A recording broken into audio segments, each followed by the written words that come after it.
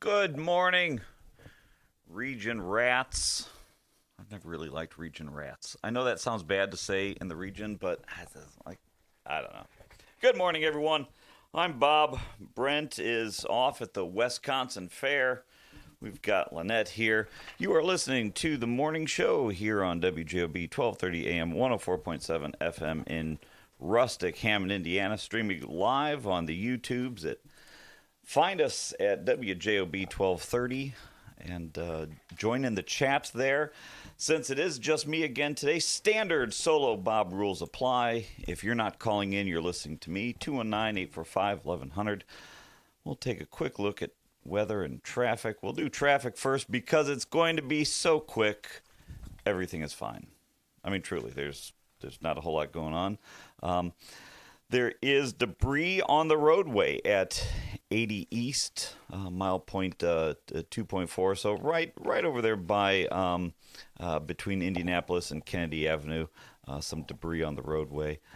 But other than that, all the 80s, all the 90s, all the 94s, 55s, everything's looking fine. It is. There are some closures for those of you who are going into the city for Lollapalooza, but that's all closer up to Lakeshore Drive, and you probably know about all that already. So how's the weather? Good morning, everyone. Today we're at 68 degrees with highs of 83 and lows of 67. It's going to be humid with increasing cloudiness, periods of rain, and a thunderstorm late this afternoon. And tomorrow on Saturday we'll be having highs of 71 and lows of 66. Should be mostly cloudy and humid with periods of rain and a thunderstorm, breezy in the afternoon. Then Sunday we'll be having highs of 72 and lows of 63. Should be breezy in the morning, otherwise sunny to partly cloudy and humid. So I have the family season pass for the Railcats, and what that is, it's a really good deal. I've touted the Railcats for quite some time here on the station. And it's 5 tickets. I think it's $250 for the entire season. 5 tickets, really good deal. And every single time we have tried to go this year, we went to opening day, and we have purchased. I don't know how, not purchased, but claimed our 5 tickets numerous times, and it's either turned out to be 110 degrees, which Fat Guy Bob is not going to sit in the open air and watch that. Tonight, we were super excited for it, and it looks like it's going to rain. So kind of bummed about that. They do this annually. They do this, I don't know if it's a day camp for kids. Sign Liam up for that tomorrow. Looks like it's going to rain. So we have had a bogus, not through any fault of the Railcats, but just a bogus Railcat year for us trying to go, and it's all weather. So kind of bummed about that. 219-845-1100. Yes, Jeffrey, we were on time. Actually, we were a minute early. I got the signal from... No, we were not. At 5:59. That clock is off. I'm looking at the time on my computers. Just for you, Jeffrey, on time. So, it takes 330 million to 1.4 billion hot dogs to fill a standard. That is the oddest fact. So, okay, so here's a fact. It is not a fact. It is not a checked fact. So quite literally, they could be typing whatever they want on the chats there. It takes 330 million to 1.4 billion hot dogs to fill a standard American football field. It's kind of like the candy in the jar, I guess. How many pebbles of rock candy are in the jar? But yeah. So I had a couple of topics that I thought I would talk about today. Most of them are carryovers from Monday, because as soon as this calls start coming in, we talk about whatever you want to talk about. So it is Open Line Friday here on July 31st, the last day of July. School starts here in a few weeks for everyone, and summer's over. Yeah, I know that summer doesn't officially end until, I don't know, sometime in September, but yeah, we've got like 2 weeks of summer left. And, that's kind of bunk. So a couple of topics. If you're interested in talking about quite literally anything, give us a call. Flock cameras are still in the news. We've got I think possibly the data center news is slowly starting to fade here in the region. In Munster, there was not a data center. There was a proposed allowance for a data center in the future. That's been pulled. Hobart's is moving full steam ahead. I don't know of any other localities that are looking to get one. I still don't know that it's necessarily a super bad thing, but hey, you all tell me if I'm right or wrong. The biggest one that I want to talk about, you've heard me quip under my breath. I love a good conspiracy theory. Whenever I get into anything that looks a little fishy, I immediately yell out Building 7 because tinfoil hat Bob is just something I do. With Fauci in the news recently, he appeared before our elected officials over in D.C. to answer for the entire COVID experience that we had. And, at the end of the day, it was all performative. You knew he wasn't going to say anything. You knew the Republicans were only asking questions in a manner to give them a really cool soundbite that makes you think, oh, you got him. You got him. But 111 times this dude pleaded the fifth. After years of interviews and talking with folks and being in front of the camera, he said for years, that he would, testify in front of any court, in front of any jury, in front of any camera, to defend what evidently now, as of this week, is indefensible. Perhaps to watch him, he just sat there nervously. He was pummeled, getting question after question, but it was all a show. He's got this. One of the things that the Biden auto pen did right before he left office was he gave out just dozens or hundreds of pardons to all folks, all sorts of people. Fauci was one of them. He got a pardon. I think that pardons him from federal crimes. I would not be surprised, especially in an election year, dragging it out for another year and a half until the 2028 election year, that you're going to see attorney generals in a handful of red states attempt to sue this guy, prosecute this guy. Again, the pardon is only for federal crimes. I'm doing crimes in air quotes. I don't know, but at the end of the day, this is what I see. I go on to social media and I see folks saying things like, the Wuhan lab leak was intentional. These people here are willing to unleash a plague on humanity in an attempt to stop one man from getting back into office. I'll never forget what they did to us in 2020. That was a post out there. Another one is what's even crazier is they knew that things like ivermectin, they worked, and they went out of their way to not only not provide that to folks, but basically tell everyone that they were backguano crazy for believing in this stuff. I don't know.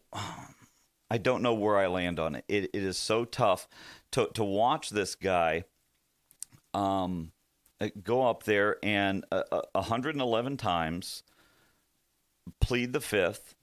His right. That's his right. Go ahead. But the America's doctor, this guy was a celebrity. And you read some of these diary entries that he had during this process. And, I don't think I'm going to try to defend the guy here, but if he's just writing down his thoughts, I don't necessarily know that that's a bad thing, for for any one of us to sit back and write down notes of what we did in a day, what we felt that day. That's just a snapshot in time. But again, hindsight, you read some of his diary entries, and he'll make a statement about how many folks were infected and died of COVID in Canada, in the U.S., in the U.K., and worldwide. Some grim numbers, almost daily and weekly, these escalating numbers, kept a compounding record of these folks. And then the next paragraph would just be excitement over getting noticed on by celebrities on SNL, on the meeting the Kardashians, and it just seemed to be so odd that it didn't help him playing into he wanted to be a celebrity. If you all remember, he was doing photo shoots during COVID, during a time where he would go on there with 2 cloth masks and tell everyone that, there are still some stores you can go into and you can still see the arrows on some of the floors in some of the grocery stores that haven't, wisened up to take them out. You'll still see some of those placards on the floor that says, stand here, and then 6 foot over there, stand there. And I don't know that we need to rehash all of COVID, because there's a segment on the right that still stands up to this. And I side with them in that no one has apologized for them being right yet. And of course, when you're wrong, the first thing you want to do is you want to say, hey, I'm not, we're not wrong. It's fine. Why are you talking on? Move on. Of course, these are the same folks that say we can't move on from January 6th, but all the stuff that led up to it, let's move on. So I don't know if you have any thoughts on the Fauci thing. It was all, my God, we could probably talk for hours on this because it was all a show. It was all a show. Congratulations, Republicans. You got your sound bites, but you're not going to do anything about it. And the only thing we now know that we can all say face to face and to our neighbors and when we're out and about, but nobody will ever acknowledge in any official capacity, is that those of us that said, hey, what they're doing is garbage and wrong and we're being lied to, come to find out we were right. So that could be it. If you want to talk about it or anything else, give us a call, 219-845-1100. We've got a few calls. Let's take the first one. Good morning, caller. You're on the air. Happy Friday. You ever listen to the Glenn Beck program? Yes, I do. Not religiously, not consistently, but I've always liked him. Yeah, me too. And I don't listen to it religiously, but like when he has I just, when I catch something pop up on the YouTubes, I'll click on it and check it out, and he had RFK Jr. on yesterday. Okay. And so Glenn Beck was asking me, how'd you guys find this diary of Fauci's, the diary? And RFK explained it. He said it wasn't a diary. This moron was doing this on his government-issued computer. So it was government property. It wasn't his diary that was like locked under his bed pillow or something like that. So he was just opening MS Word and is typing like, people died and I love the Kardashians. Yeah, and while he was doing it, he was making himself notes for his book that he was going to write after he got out of his position. And so RFK just looked into it and he found it, and it's like it wasn't a diary. He did it all on it was government property. so I mean, he wasn't too slick, I'll tell you that. He was not. And what's interesting is I don't think I would read his book, but what I would like to read is finding honesty is tough, but finding an honest Netflix documentary on the rise of this guy, because I know I have this memory during COVID of when they brought him in. They said, he was instrumental in a handful of presidential administrations. He's been around forever. He's the expert on infectious disease, and come to find out he was extremely bright on infectious disease. I think he just seemed like he used his power for evil instead of good.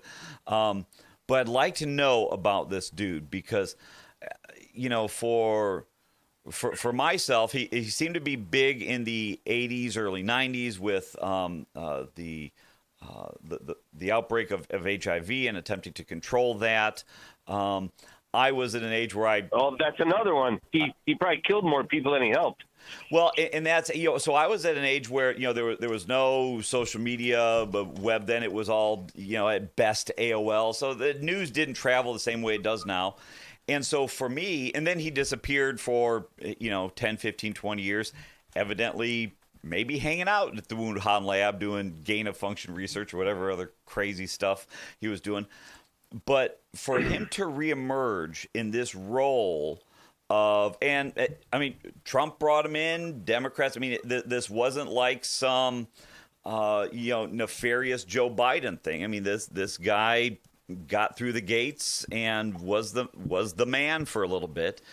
And just to see someone feel like he had the right ability, whatever it was, to say, I'm going to direct the course of the entire country and almost the world to do whatever I want over this thing. You're all going to wear masks. Yeah. You're all going to walk, one way down a grocery store aisle. You're all, you're allowed to protest. Protesting is okay, but don't you dare go to church. We even had some of that stuff locally. And, and then by the way, once we get this, can't find a cure for cancer in 100 years, but this engineered, biohazard that we created out of a lab in China. Yeah, here's 3 or 4. What was it? Operation Warp Speed, something like that. Now you all have to take it or you lose your jobs. There's a hubris with that type of responsibility that you look at the guy and it's like, I don't know, wormy. Wormy is all I can say. Yeah. And the most fascinating thing about COVID, how are all the BML rioters immune? Well, and there's a lot of those questions that, as you ask that, the folks on the left will roll their eyes and you're conflating two different things. But here we are, all of us. But here's the thing. So all of us here in Northwest Indiana, you go to any of the grocery stores, and you had to walk one way down the aisle. I said earlier, there's still places that have those placards. Yet at the same time, having 7, 8, 11 million unvaccinated people flood through the borders, that was okay too. Public protesting was okay. Nancy Pelosi going to a closed hair salon was okay. It seems like all the things that the left supports, and this isn't even Lake County Republican Bob talking here. This is just like observer effect stuff. It's why was it the things that the folks on the right typically do, support the local economy and go to church, that was bad. But all the ways where you could have control of public education and, again, rioting was okay. Protest, I will even acquiesce and say, well, I wouldn't even call it riot. It was, but let's just say for the sake of argument to make it sound better, protest, massive groups of people, gathering and sauntering down Lakeshore Drive. That was okay. That was fine. But you go to church, and I got to tell you, we might have to send the PD there to knock on the door and yell at the priest. And it was a wild time. I always like to tell folks, listen, that first couple of weeks when it was 14 days to flatten the curve, I think everybody remembers that. The first few weeks, we had never had a pandemic before in modern times. Nobody can remember. There's nobody around that was like, oh yeah, the Spanish flu of 1912. So there was a few weeks. Yeah. There was a few weeks where everybody was like, oh, okay, well, clearly something's up. Let's take some precautions. But it wasn't soon after that there was just this groundswell of something isn't right here. The numbers aren't adding up, and from there, everything else happened, and now here we are. The last week of July in 2026, and this guy leading the response 111 times. Can't answer a single question. Yeah, can't answer any of it. So. Can't answer a single question, and I'll leave you with this. Yeah, if you get 15 minutes today, just go on YouTube and go just type up Glenn Beck, RFK. And RFK, he knows both the doctors in China or the scientists that were in charge of the virus, how they got the money to make the critter, and which one got it first. It was really interesting, and he just lays it out real easy. It was like, holy cow, man, we got like lied to. Bad. Oh, we did. Thanks for the call. We're going to take a break here. We've got a handful of calls. We'll take them right after the break. But I do want to say it is interesting how there was a narrative for, I don't know if it was 6 months, and it just kind of lingered, that was, it was, bat poop in a wet market, and this is a, third world conditions, but it's their culture. They like bat poop on their food, evidently, or something, and just go with it. Don't be so Western and racist. This just happened. Somebody had to sit and make up that story and put it out there and think, well, this will tide us over for 6 months. Absolutely lied to. We're going to take a break. We'll be right back. Callers, stay on the line. We'll be right with you. Need clean energy without the junk? I'm Jim Deedlow. I used to live on burgers, football, basketball, baseball. Now I'm gluten-free and more into biking, golf, and yoga. But I still need energy. That's why I love Paradise, developed by Emily D. Edwards right here in Cherville. My favorite is Paradise Packs Strawberry with gluten-free pretzels. Find it soon at Strachan Van Til or at spreadparadise.com. Fox Point bursts with free concerts throughout July. Our Wednesday night concert series features Hairbangers Ball, Hello Weekend, All American Throwbacks, and Keith Jackson and the Triple Dose Band. Enjoy the Northwest Indiana Symphony Orchestra on Friday, July 17th, and come back for Marrakesh Express and Echoes of Pompeii on Friday, July 31st. Fox Point in Lansing, Illinois is just minutes from I-8094 and parking is free. Visit foxpoint.org for our full schedule. That's point with an E, foxpoint.org. The best just got better. Tech Credit Union is proud to celebrate being recognized with Best of the Region, Best CEO, and Best Banker. To celebrate, we're offering 3 special CD offers with rates up to 4.5% APY for a limited time. Visit techcu.org or stop by your nearest Tech Credit Union branch or call 800-276-8324 to learn more. Tech Credit Union, the better option for people and communities we serve. Member NCUA. Minimum deposit required. Offer subject to change. Visit techcu.org for complete details. IBEW Local 697 electrical contractors bring the highest standard of electrical work to Lake County homes, schools, and businesses. From everyday fixes to once-in-a-lifetime builds, we don't just get the job done, we get it done right and up to the highest safety standards. When you need electrical work, hire the professionals who power Indiana. Powering Indiana, Lake County, bringing excellence to the job, creating a brighter future for our community. Welcome back. I'm Bob. Brent's gone. Adriana's back there working all the controls. It's tough when I go on a not a rant, not a Chuck rant, but when I'm talking here to catch back up on the chat here on YouTube. I guess I didn't realize a month that RFK had a book on Fauci. I will check that out in whatever way that a guy who doesn't read books checks things out. I will probably find some skim of it somewhere and look that up. So yeah, we're still talking about that. We've got a handful of callers. Let's take you right now. Good morning, caller. Happy Friday. You're on the air. What can we do for you? Morning, Bob. Morning. Well, I don't want to start off on the wrong foot, but I guess I'll have to. Okay. What? Is there a dirt bike in that garage yet? Is there a dirt bike in that garage yet? Nope. Still failing at parenting. DCS has been at the house every day this week, wondering why I won't put my kid on a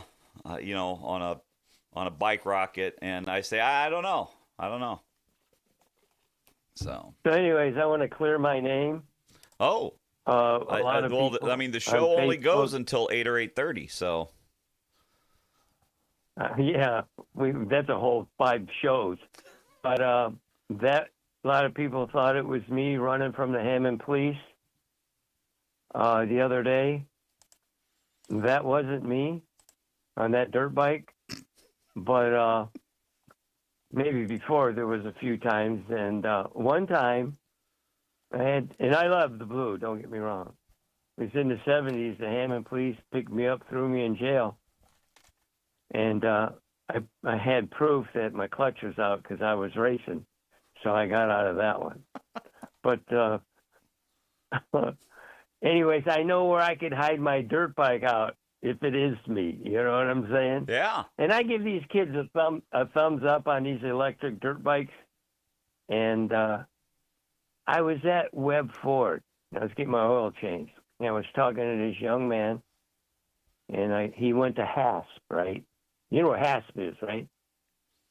In Hammond? Yeah. Some kind of school. We were talking and that. And he said something, and I said, well, I raced motocross for 24 years. And he told me, what is that? So actually, if we can get this, now I'm kind of leaning for the stadium because you'll have motocross events there with 55,000 people and their families. It's a family thing. No fights, none of that kind of stuff. 55,000 motocrossers. And if we bring this stadium there, I was really shocked the kid didn't know what motocross was, and he was 20 years old.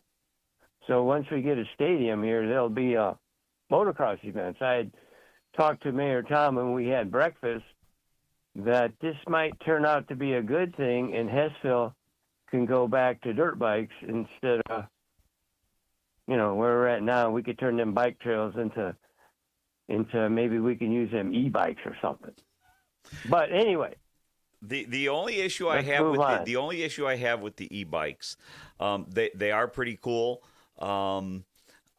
Is some of these kids, and okay, so mid-40s, and I'm finally on the radio saying these kids, they're loud music and motorbikes, just whipping around the streets. One of them's going to get hit, and everybody's going to blame the car.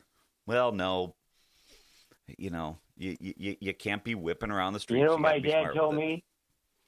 What's your dad tell you? Well, I think if you get an e-bike, bring it over. I got some heavy springs for it. I'll beef your suspension up.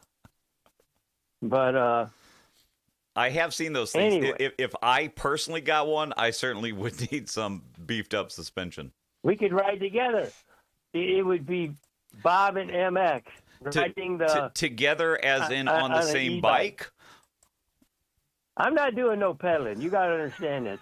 Look what pedaling did to Jed. Oh my goodness. But anyways, I like to see these kids get exposed to motocross. When somebody's 20 years old and from Hammond and they never heard of motocross, and we're in bad shape. But I didn't call about any of that. Oh, you know what my dad taught me? You're worried about getting hit? The first time I got a little dirt bike accident when I was racing in River City, he brought me home and everybody felt sorry. The second time, I got to remember my dad was in World War II, Greatest Generation, 2 Bronze Stars and a Purple Heart. He told me, you can get hurt as many times as you want, and it doesn't hurt me any. You understand what I'm trying to tell you? That's the difference between the Greatest Generation father and the fathers now. Hey, you could bust yourself up every day. I don't feel nothing. So let's move on. I am going to go. Where do they protest these kings at? Yeah, what's the address there on Indian what? Bob? I think, aren't they usually up at 41 and Ridge? Is well, where I've found them often. Do they have something planned? I mean, if there's something planned on social, I think I'm going to go there, and I'm going to protest Spanish Prime Minister Pedro Sanchez for what he did for killing 9 It was a North African, they insurrection. We'll call it an insurrection. It's an insurrection. Dee-ba-dee-ba-dee. To this, I don't know all these names. You got to remember, I'm just a good old you just been hit Riviera way boy. too many times in the head. Yeah. I get you. Yes, very much. So these North Africans, the way I read it, invaded Spain through a place called Ceuta, critical border breach. Thousands of migrants crossed Morocco, and now 19 people got killed. This dude's a king. This dude's a king. He's a king. The video of the invasion in Morocco. I'm going to be in. Now, you know what I'm saying? Now, this is a guy that made fun of Trump about sealing the border. Now, I'm going to go back, and I call him Steelworker Ron. I have the utmost respect for my buddy Ron, because without Ron, this WJLB don't work. But he's the man he is because I risked my life to put a crane up in the cold strip for him. It was top of the line. It had warm seats. You press a button, air conditioning. You could, and he ran a crane really good. He was a good man. But he never once said, MX, thank you for risking your life for putting this crane up. So besides being an ironhead, I race motocross. But I want my buddy Steelworker Ron to call in. And if he would go with me and protest a king, this man is a king. He should have not killed 9 people at that border. You know what I'm saying, Bob? I hear what you're saying, and I appreciate your call. I got to go. You got to go. You got to go. You got to go. For any of those, we'll get to the next call in a second. For any of those who haven't watched the invasion of Morocco, it is not hyperbole. It is nothing else other than watch it. In 50 years, if it weren't grainy footage, there would be possibly, aside from the fact that weapons may look different, there is no difference between the I don't know. I don't. I'm questioning whether or not to even say it. It was an absolute invasion of the border, and anybody who thinks otherwise is welcome to call in and justify that invasion of Morocco. Find it on the YouTubes. It's someone in the comments said that Spain is effed, and yes, unless they fight back, they're totally screwed. But let's face it, the UK, France, now Spain, they're all screwed. They're all screwed. But anyways, next caller. Thanks for calling in. It's going to be a great Friday up until I don't know when it rains. But how are you doing this Friday? Hello, good morning. Well, I was good until I turned your show on, and then you brought up Fauci again. So it's like my blood is just boiling. Okay? Oh, I'm sorry. Well, it just I like other people that are listening. I lost 3 people during that time, and my brother especially was in the hospital, and he had like a cancer on the side of his neck, and it got worse, and he had to be hospitalized. No one was allowed to see him. Right. Okay, and then he died, and the hospital called me and said it was early in the COVID. It was April 2020, and said we don't know anything about the COVID, that if his body is held here, we don't know if he still has it, because everybody, no matter if you went in for a toothache or just going to a doctor, you were listed as having COVID. Everybody had COVID that was in the hospital or visited. So these 3 people that I lost all had COVID, even though that wasn't what they died with. So our medical facility has something to do with that too. But my brother, when they called me, told me he passed, said that I needed to pick up his belongings as soon as possible. So I went by the hospital. There was no cars there. They ran out and gave me a bag of his stuff. I went to the funeral director, no one there, and talked, and had made the arrangements. Could not have a service because I was 65 at the time. You're afraid to get out because if I get sick, I get sick and I die and lose my family. I don't want to get sick and not be able to live.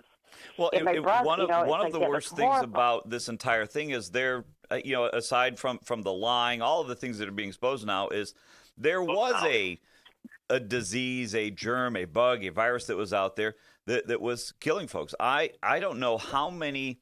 I don't know that you can find a lot of people that didn't at least know somebody that either died from it or was impacted by it. You'd have someone that was pregnant, giving birth, and no one could be around. You had elderly people that you could not visit anywhere. It was so. When I say these things about this being the great lie, it had real world impact on the backside of it. People did get sick and die from something out there. I take it personal. I take it very personal because I know I'm not the only person, and I didn't mean to interrupt you, but you think of this. I lost 3 people, my brother and my 2 brother-in-laws, and it's like I was afraid to go. Like they had a service, and one didn't, but like the service, my brother-in-law died. 3 or 4 people got COVID from going to his service. But it's like you could not go out there and be around people that you loved because of this lie. Is this a lie? Why would anybody do this? And like I said, they all their reasons for, their whatever they put down for their death was something, but also they put down COVID. Everybody in the hospital had COVID. Now, the whole world couldn't have been involved in this, and there needs to be, consequences for these actions. I'm very hurt over that. I mean, to make arrangements for your brother and, here's his urn. You're driving down and going home because, he's been cremated, and there's like no celebration of his life, no nothing. And I just sit and cried and talked to him because that's all I had. You know what I'm saying? No one got to see him for 2 weeks in the hospital. That's wrong. That's wrong. I'm afraid to go see your family. I think what's They're frustrating, dying, What's frustrating about it is, so you said, I was fine until you turn on the radio and you talk about Fauci. Fauci came up, going into the midterms, and it's all a ploy now. And I won't go so far as to pull Chuck and say, listen to me, I'm right on this. But, interesting how we as a society, not any one of us individually, pull this guy up and we get a lot of sound bites. Nobody's going to do anything about it. And that's the crime. For the next, 60, 90 days before the election, you're going to see everything. Oh, don't forget what they did to us, and we're going to get them. And the only way we can get them is we need your votes. And the scam that both sides, one for doing it to us, and the other for not having the stones to write it. This is something I would really protest over because it hits me personally, and I don't go for that protesting. I was an advocate for my son for addiction and know all about drugs and what's going on and stuff like that. But I'm 67. I have some problems walking, bursitis, whatever. But man, over this, I get out and. Hopefully, if he is lying, I hope that somebody does something that I will not say do, because what he did to me personally, and I know what he's done to a lot of other people, missing, their family, and just, you couldn't go anywhere. You couldn't do, he did that to us, stay inside all winter. Stay inside, don't do this, you can't be with family, the holidays. If this is all made up, if people don't protest and bring that sucker out, he has to be accountable. Accountable for this was so wrong. This was so wrong. If he's found, I agree with you. Ever comes out the truth. Hey, I'm angry. Thanks for your call. Appreciate it. I think yours is a story not unlike everyone else has stories, and that's the the sad truth of it. Scrolling through the comments here on YouTube, there was a good one. I like when you I like when you went to a restaurant and you had to wear a mask to go in, but when you sat down, you could take your mask off. And it's the same baloney of I think everybody remembers there was a time where you would have a room, let's say the studio here, you go in anywhere, any restaurant, and it was like, well, that booth is a smoking booth, and this one is not a smoking booth. Yeah, you still walked out smelling like smoke. And with the mask thing, we went to right when Disney opened up. Y'all know I'm a big Disney guy. When Disney reopened, very quickly, the flights were cheap, everything was cheap, so we went down there. Beck and I and Liam, we ran down there, and I don't know, Liam was 4 or 5 at the time, and you would be outside. Very few people there. Very few people. Outside, you'd have to wear a mask. And, Liam, he's 4 or 5, 6, whatever it was, is not going to wear a mask. He keeps pulling down. And he would get, there were some of the employees there that, wear your mask. Wear your mask. Outdoors, But if you were eating or drinking, you didn't need to wear a mask. At the time when you're most likely to, spit over everyone, you didn't need a mask. And so what we did is it was maybe expensive, and maybe that's how they got us. We just kept walking around drinking. I don't mean drinking. I just mean, we all 3 of us always had a bottle of water. That way we didn't have to wear the mask, and we would just, we're just about to take a drink. And it was such garbage and baloney. Thanks for that comment. I forgot all about that. Got a bunch of calls. We'll take the next one. It's Open Line Friday. Good morning, caller. You're on the air. Hey, good morning. I just wanted to kind of goes hand in hand with what you just said. One of the craziest things I remember during COVID was Mayor Lightfoot made it illegal to go to the lakefront, even if you were standing there by yourself. And you were on Lakeshore Drive. You literally could be arrested for being on the lakefront. Being out in open air. Yes. Yeah, I mean that was one of the craziest things. And the woman that had just called, I did not have anybody in my immediate family that I know that had passed from COVID, but I know 3 people who were close to me that passed, and every single one of them had health issues, underlying health conditions. So there's absolutely like you said, there's absolutely no doubt lives were lost by this. This is not, there was no bug or some, there's some nut jobs out there that don't even think it was real. I mean, it was definitely real, and people definitely did die. And generally speaking, it was those that were already compromised, either breathing problems or just health issues. Yes, and they had, the people, and those were the first group on the list to get the vaccine. If you remember when the vaccine first came out, it was those folks that had all of these comorbidities, and then it was ages. It was like 65 plus, and then it would go down, in age groups. But you look at some of these comorbidities, and I felt like I was a poster child for it. I've got no problem talking about some of my stuff. I've got some heart issues. I am 44, and I'm on my 2nd pacemaker. So that's what I got. And so it's like, okay, well, you're fat with heart issues. And I rose to the top of all these comorbidities. When you see these folks dying, it's like, senior citizens, COPD, breathing issues, diabetic, overweight, all of these things that, man, these guys get a rough bout of bronchitis and they're gone. I mean, I hate to be crass about it, but, by just saying gone, but that's what it is.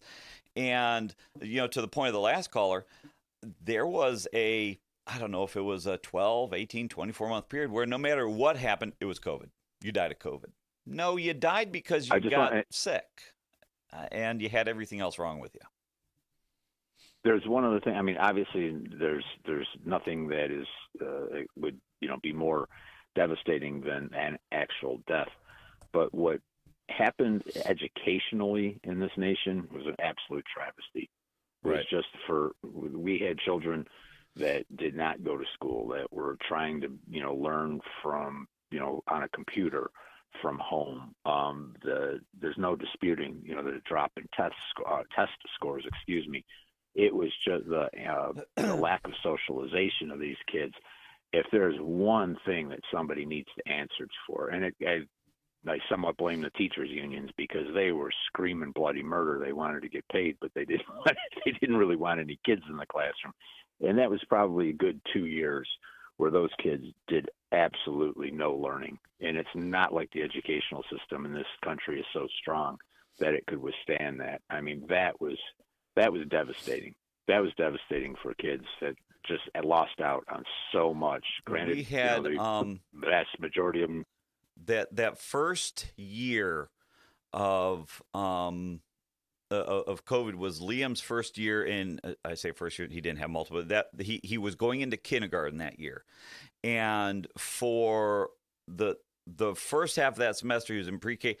Again, attempting to do everything on an iPad, remote, e-learning. They didn't call it then. It was just they were trying to figure out if they were using Google Meets or Teams, or they were trying that. Nobody was there. It was awful for a kid. And then for a kid on the spectrum who is addicted or has a propensity to just lean into technology, that was awful.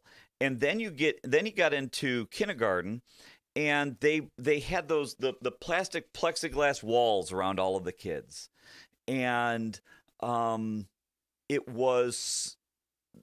are formative years for kids, and what they did for that was, in my estimation, unforgivable.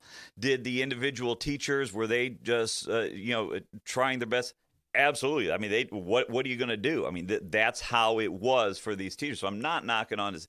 They did the absolute best they could where he was at, but that idea that, hey, let's put all these kids in front of an iPad at home, or let's put these kids in plexiglass corrals, when we knew then that it was, kids were the least affected. They were the least affected, and yeah, there was a whole thing. And someone, one last thing, someone said, "Why rehash this?" I get it. It was it was a moot point. We all kind of knew that it was a scam. It was a real virus, and we got hosed. And maybe we're just playing into it now because that's part of the plan. Is they brought him back to plead the fifth 111 times, and we're still talking about it. After getting a pardon being pardoned by Joe Biden, which I don't understand. He got a pardon. What did he do to deserve a pardon? And what could he say now that pardon wouldn't cover him? Yeah, he's covering his ass is really all he's doing. The auto pen was feeling generous that day. Yes. That's all I got. I don't think Joe Biden even knows that I'm not even sure Joe Biden knows he gave him a pardon. Yeah. That's how screwed up this whole thing was. So, hey, thanks for the call. We got to take a break. Callers, stay on the line. We'll be right back with you in a minute here on WJOB. It's the simplest expression. The smallest thing that changes everything. A smile. So easy. A smile lights it up. Apologizes. And welcomes unconditionally. Because the shortest distance between two people is a smile. Thank you. Strachan Van Til, where making life easier starts with a smile. Come to Fox Point Saturday, August 8th for an unforgettable night of classic soul and funk. Solid Ground Band opens for Shining Star, a stunning tribute to the magical music of Earth, Wind, and Fire. This special August 8th concert is free. Bring your appetite and enjoy our bar and delicious local food. Fox Point in Lansing, Illinois is just minutes from I-8094 and parking is free. Visit foxpoint.org for details. That's point with an E, foxpoint.org. From the gas in your car to the heat in your home and the roads that you drive on, our work powers daily life. We are USW Local 71, the proud men and women of the Whiting Refinery. We're not just refinery workers. We're your friends and neighbors, raising our families here, shopping in the same stores, and cheering in the same stands. USW Local 71, powering the region because we are the region. We've had some cars run into the barrier wall, not paying attention. They were on their phone. Texting, scrolling. Yeah, it's bad. Most often they be on their phones or they're just not paying attention. They can cause a crash. We could stand on the side of the road and watch every other vehicle looking down into their lap as they're passing us. You know what they're looking at. They're looking at their phone. Phones. On their phones, not paying attention. Phones. I'm not a mathematician, but I say probably about 80% of the people who pass me are on their telephones. No call, text, or video is worth putting yourself or a road worker in danger. When driving through construction, LIUNA members ask you for your sake and ours. Slow down, stay off your phone, please. Be aware of where we're at, where the cone zones are at. Stay off your phones and buckle up and drive safe. We're not asking for much. This is Brian Short, Business Manager for the Indiana Laborers District Council. Everyone deserves a safe place to work. Do your part in the cone zone. Slow down, save a life. We're all in this together. A message from Laborers International Union of North America and affiliated locals. Welcome back. Thanks for sticking by while we played some ads to pay for the lights and sounds here on WJOB 1230 AM 104.7 in beautiful Hammond, Indiana. On YouTube at WJOB 1230. Head over there. Like it, subscribe it, follow it. We keep a chat running there. Occasionally I try to look back and see what you're talking about and add you guys into the show too. But while you're chatting, there's folks waiting on the phone. So good morning, caller. You are on the air. Atta boy, you got me right to the top. Perfect. Oh my gosh. Gosh, that normally Lynette's pretty good about saying don't take the next call. But evidently she dropped the ball on this one. Atta girl. She loves me. I always know when it's him because he has the most amount of calls. He's at 246 right now. Nah, come on now. Oh no, they do. Next time you swing in here, we'll show you the system. Yeah. Yeah. What, that no one knows how to operate, right? Well, Lynette does. Swear Lynette she's does, the only one that knows how to do it. Too bad she wasn't here back in the days of COVID. She would have taken her own life or walked out and gone over to McDonald's for work. But hey, so they're not. You did say this. You said they're invading Morocco, and they're invading from Morocco. And Morocco, they're not actually Mogambo. on Spain's. Well, yeah, it's because I didn't realize this what they were talking about, but Spain as an independent country is on Europe, except for one little tiny spot that they colonized that's on the tip of Africa. So Spain runs and owns, I guess, or has the domicile over a little part of the continent of Africa and its borders against Morocco. So all these guys from Morocco are just jumping the fence. So here and once you get over the fence, you're now in Spain. In 48 hours, an estimated 60,000. I like how they call them migrants. That's just nice. That's just to make that's AI making the world feel better. 60,000 crossed the border in 48 hours. And only 24 dead. You get 60,000 people doing anything, and only 24 dead is a miracle. But that is an absolute invasion. Gee, isn't that what we had for a while?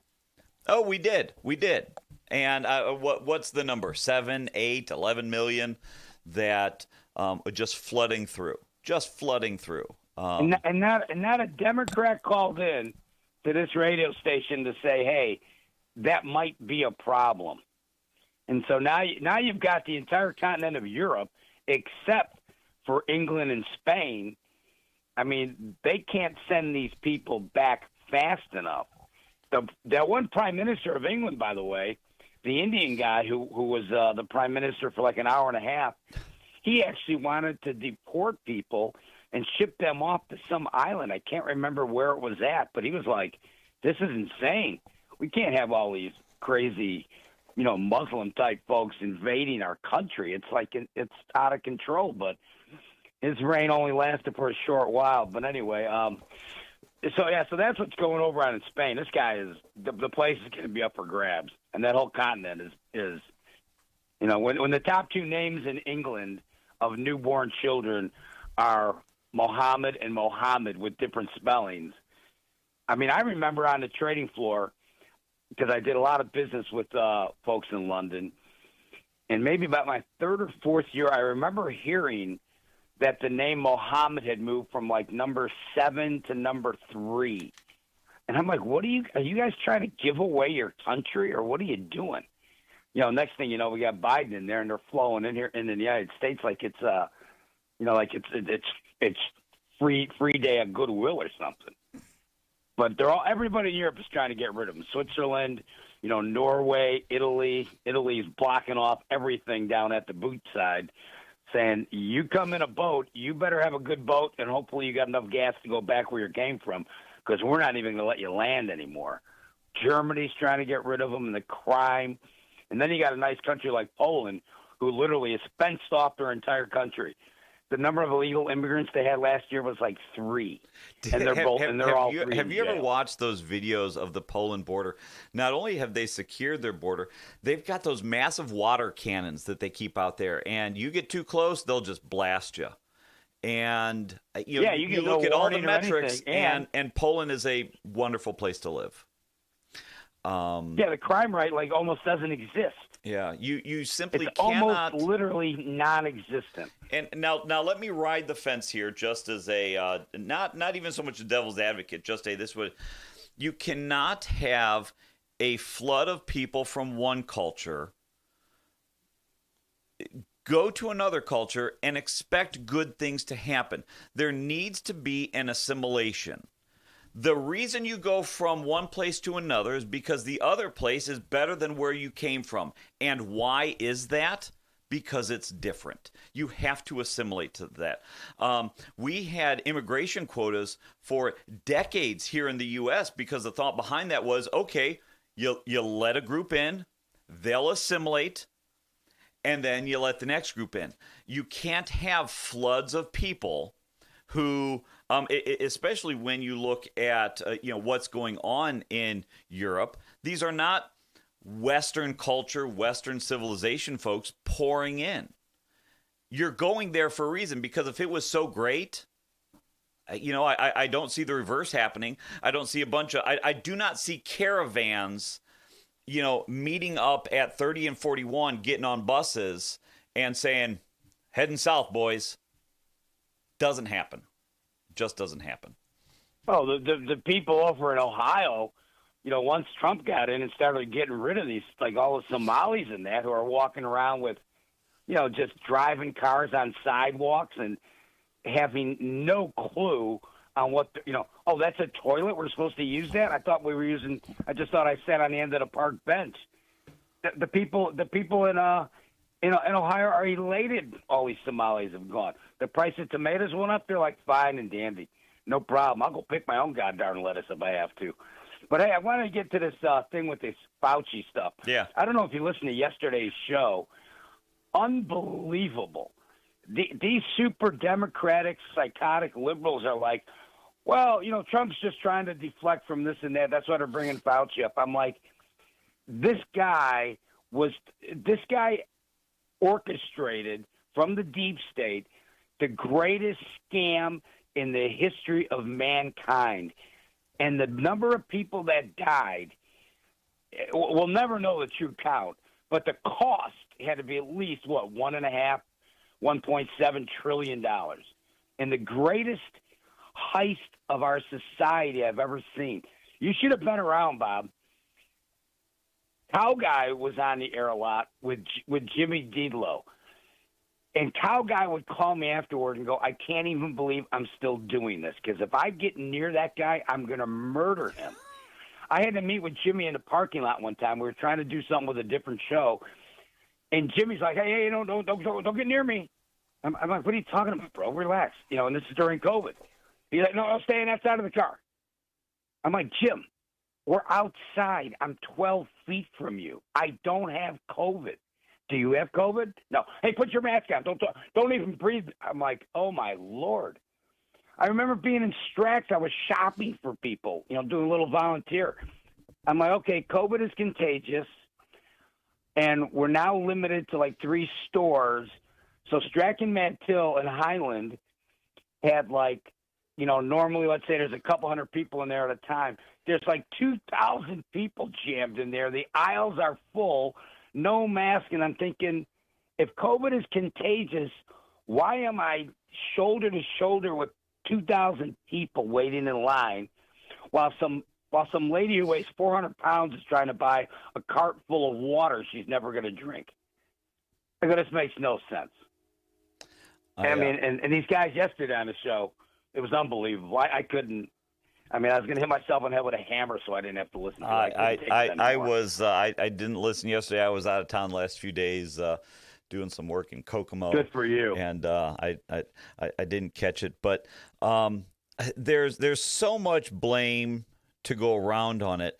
And I agree. I'm not going to scroll up of someone said, why are we rehashing this? And I think because it was so egregious on such an enormous scale that impacted everyone in different ways, I think some of us are still trying to wrap our heads around it. Like I said earlier, Liam was going into kindergarten and had his first year and a half of school completely ruined by these policies. You had people that could not say goodbye to loved ones, completely ruined by these policies. You had people lose their jobs and be threatened in their places of worship because of these policies. And at no point in time did anyone come back and say, hey guys, yeah, we hosed you. No one's ever going to say that. But all of the conspiracy theorists on this topic, everyone was right. Everyone was right. This isn't a rehashing. We've never addressed it. Well, and now that's the excellent point there. Yeah. It's not a rehash. We've never addressed it. We never went over this at all. Yeah. And now we got the guy who engineered the entire thing, and he confesses in his own diary, in his own handwriting, that everything was a lie. Almost every single aspect of the entire thing was a total lie. And these guys yesterday are like, well, yeah, well, what are you going to do? What are you going to do? This guy should be strung up. I mean, if hell's not his destination, then I've lost all faith in God. Because if I get up there and I find out he's there, I'm going to be pissed. But anyway, hey, listen, by the way, regarding that, you're on your second pacemaker? I had a defibrillator put in when I was 38, 39, and it discharged 2022, 23 as a malfunction, as it were. I don't mind talking about it. And they said, well, let's take the defibrillator out and we'll just put a pacemaker defibrillator in. And yeah, it's a genetic thing. My grandfather had it. My mother had it. I got it. I remember back in the day when you went to the airport a lot, you could buy that Lincoln insurance on yourself just in case. I'm thinking, now where can I get one? I got to put Bob Starkey on the as my as the insured, and I'll put myself down as the claimant or whatever. Yep. No, I always say now it's I feel bad for all you out there. You get one bad palpitation, that's it for you. I at least got a one up in me. I can go. I remember we got a built-in tech backup. Huh? Yeah. I got a battery backup here. I remember we got the Dyer Fire Department, their fraternal order, they sent out, a lot of times you'll get, hey, join us as a supporter of these things. And one of the letters was, hey, donate $70. It'll go towards, an AED or a defibrillator. And I said, well, it had your picture on it, right? I said, well, I'll just send you $35 because I've already got one. I carry one with me on the inside. But yeah, no, it's a thing I got, and I'd talk about it any time, but I don't think the people on the air want to hear about it. Keep the batteries charged, and Yeah, don't put it on the Wi-Fi setting when you walk into JOB. God only knows what would happen. Oh, I know. Honestly, the first time I went back there, so there's certain things like I obviously can't have an MRI. I can't go through a metal detector. I can go through the scanning ones, but the old style, just the magnetic ones can't go through those. And because the entire thing works off of magnets, and that's how it's programmed. And so I don't see that. But I walked out under the tower here for the first time, and you've been here before. There's just this RF hum of this studio, and I thought, oh, crap, I don't know if I should be under this thing. Did you feel yourself being pulled toward the tower? And you're like, uh-oh. I did. Legs started twitching and everything. Tying my shoes a little tighter. Yeah. Well, listen, have a great show, Bob. You're doing fantastic. Hang in there. Hey, you can only work with what you got. I'll beat up on him personally. Sounds Later, good. brother. Have a good one. You're listening to WJOB 1230 AM, 104.7 FM in beautiful Hammond, Indiana. Go find us on the YouTubes at WJOB 1230. Quick look at traffic and weather because that's what y'all like, I suppose. All the 80, 94s, everything's looking good. It does look like that the debris on eastbound 80, 94 has been removed. 30 and 41 look good. There are a few road closures up in the city, up at Lakeshore Drive for Lollapalooza this weekend. 90 going into the city at the merge is starting to gum up, but it's 7 o'clock on a Friday. That's what's going to happen. How's the weather? Good morning, everyone. Today we're at 65 degrees with highs of 83 and lows of 67. It's going to be humid with increasing cloudiness, periods of rain, and a thunderstorm late this afternoon. Then later tonight it's going to be humid with periods of rain, some heavy, and a thunderstorm. Then tomorrow on Saturday we'll be having highs of 71 and lows of 66. It should be mostly cloudy and humid with periods of rain and a thunderstorm, breezy in the afternoon. Then Sunday we'll be having highs of 72 and lows of 63. Should be breezy in the morning. Otherwise, sunny to partly cloudy and humid.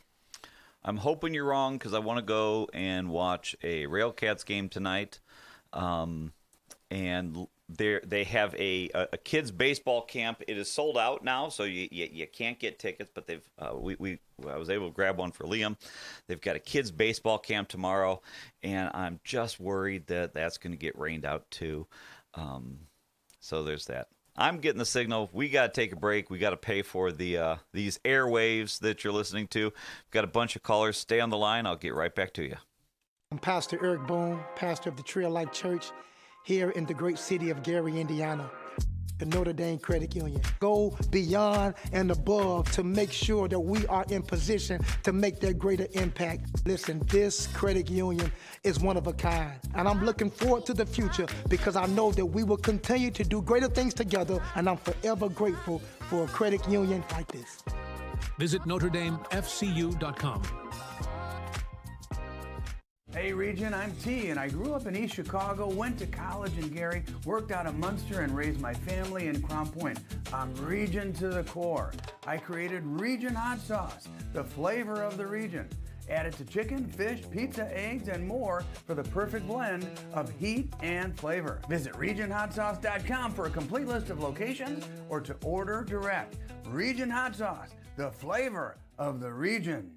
We've had some cars run into the barrier wall, not paying attention. They were on their phone. Texting, scrolling. Yeah, it's bad. Most often they be on their phones or they're just not paying attention. They can cause a crash. We could stand on the side of the road and watch every other vehicle looking down into their lap as they're passing us. You know what they're looking at. They're looking at their phone. Phones. On their phones, not paying attention. Phones. I'm not a mathematician, but I say probably about 80% of the people who pass me are on their telephones. No call, text, or video is worth putting yourself or a road worker in danger.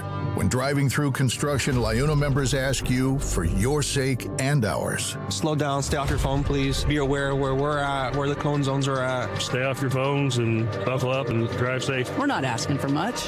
This is Brian Short, business manager for the Indiana Labor's District Council. Everyone deserves a safe place to work. Do your part in the cone zone. Slow down, save a life. We're all in this together. A message from Laborers International Union of North America and affiliated locals. Have you ever considered becoming an iron worker? Local 395 is now accepting applications for their apprenticeship program. Go to ironworkers395.com. Look under the training section, click on apprenticeship, and scroll down to the application. You must be 18 years old, have a high school diploma or GED, and you must be physically able to perform the work of the trade. Find out more by calling the apprenticeship school in Lake Station at 219-962-7675 or visit ironworkers395.com. Welcome back. Thanks for sticking with us. We've got another hour of calls and shenanigans. I don't know if there's going to be shenanigans, but we've got a bunch of calls, so let's get right to them. Thanks for waiting. Good morning, caller. You're on the air. I lived through the COVID business, so I can talk about it, but I'd like to throw in something that's positive about that first. What you got? Over in Michigan City, there's the Great Lakes Grand Prix. To put it in practical terms, it's like the Indy 500, but it's on water and on high-powered boats. They go up to 150 miles an hour. Have you been to that thing? I have not. Sounds like something Liam would like to watch. Oh yeah, your kid would love it. I mean, and plus you can walk around the boats when they're on dry land. The owners are really friendly. They're very happy to talk to you about their boats and so forth. The races are on Saturday and Sunday. Saturday, it's you have to get on over to Washington Park and try to find a parking spot.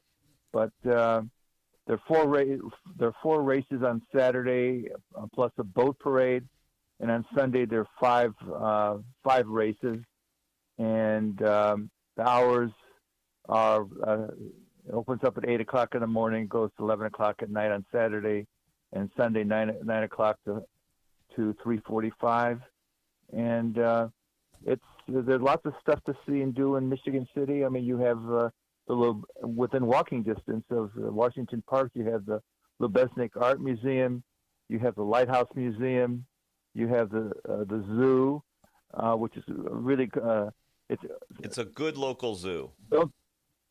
Nice family-oriented zoo with they have they upgraded their parakeet thing where you walk in and with a little stick on with seeds on it and the birds come flying kind of thing. They have boat rides. They're located close to the Lighthouse Museum. There's the Lighthouse Mall. So there's lots of stuff to do in Michigan City this weekend, and highly recommended it for family entertainment. Let's talk about COVID. On a world basis, it's estimated 12 million people died. In America, it was like a million. My reaction was affected by the fact that at one point I had done some research on the Spanish flu that happened in the early around the First World War kind of thing. That was much worse in terms of numbers of people who died, and the party that was most vulnerable were young people. Unlike COVID, where the high risk was amongst old people. But in any case, I knew something about it. I wasn't affected by the hysteria and so forth. Things like the 6 feet separation and the mask, that came out of the Spanish flu period, and that they didn't know what was going on, and they couldn't understand why young people were dying. And in any case, the only thing was they noticed that there was just a little bit of benefit with the 6 feet separation and the mask. But I wore the mask. I knew very well that it was grossly overhyped in terms of its efficacy. But there were a lot of people who were very scared. And so I always had a mask in the car and if I went into the post office or the library or Strax or anything like places that where I was a customer on a regular basis, out of respect for the people that I had to do business with, I always put the mask on. But I had no idea that that somehow this is going to. I didn't fall for the Fauci line that this was going to be the way to go, and he actually he lied about that too. But in any case, what is sickening now is the media. The media played a big role. The national media, all of those talking heads on CNN, MSNBC, Fox for time. They were all guilty. Yes, definitely. Any Democrat element was into it, up to their eyebrows, and anybody who spoke out against the measures that are being proposed was immediately attacked by the Democrats as crazy, conspiracy theory. When there's those who said, "Well, why are you closing down the public schools? Kids are very low risk on this," and you had world-class virologists saying so, and they were immediately attacked as, "Oh, you want Granny to die," Yeah. And now the public school union people, they were the ones behind this. Now there are many private schools, the Catholic schools. They didn't all close down, and there was no effort to answer the question. Well, if the Catholic school kids are attending school and they're not dropping like flies, what's the point of that? Made no difference. Now, there were examples. For example, Sweden provided an excellent model because they emphasized protecting old people. They didn't close the schools. They didn't close businesses. They had restrictions on big public meetings, kind of thing. But if you brought up, I mean, the crazy thing about the Democrats is they normally look to Sweden and offer it as an example. Why aren't we doing it like Sweden's doing it? Well, they just ignored Sweden completely.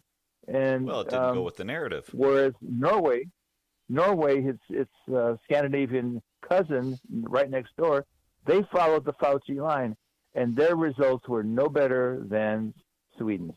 And Sweden didn't have all the broken crockery kinds of thing. You had the federal government. If you had a world-class virologist on social media pointing all these facts out about the COVID and so forth, they were cut off social media, and you had FBI agents showing up. You had ministers who were being arrested because they had maybe one person more than the limit. It was supposed to be like 10, like in California. Yeah. And if you had 11 or 12, they would arrest you. At the same time, the Democrats had no problem having their mass political meetings, none whatsoever.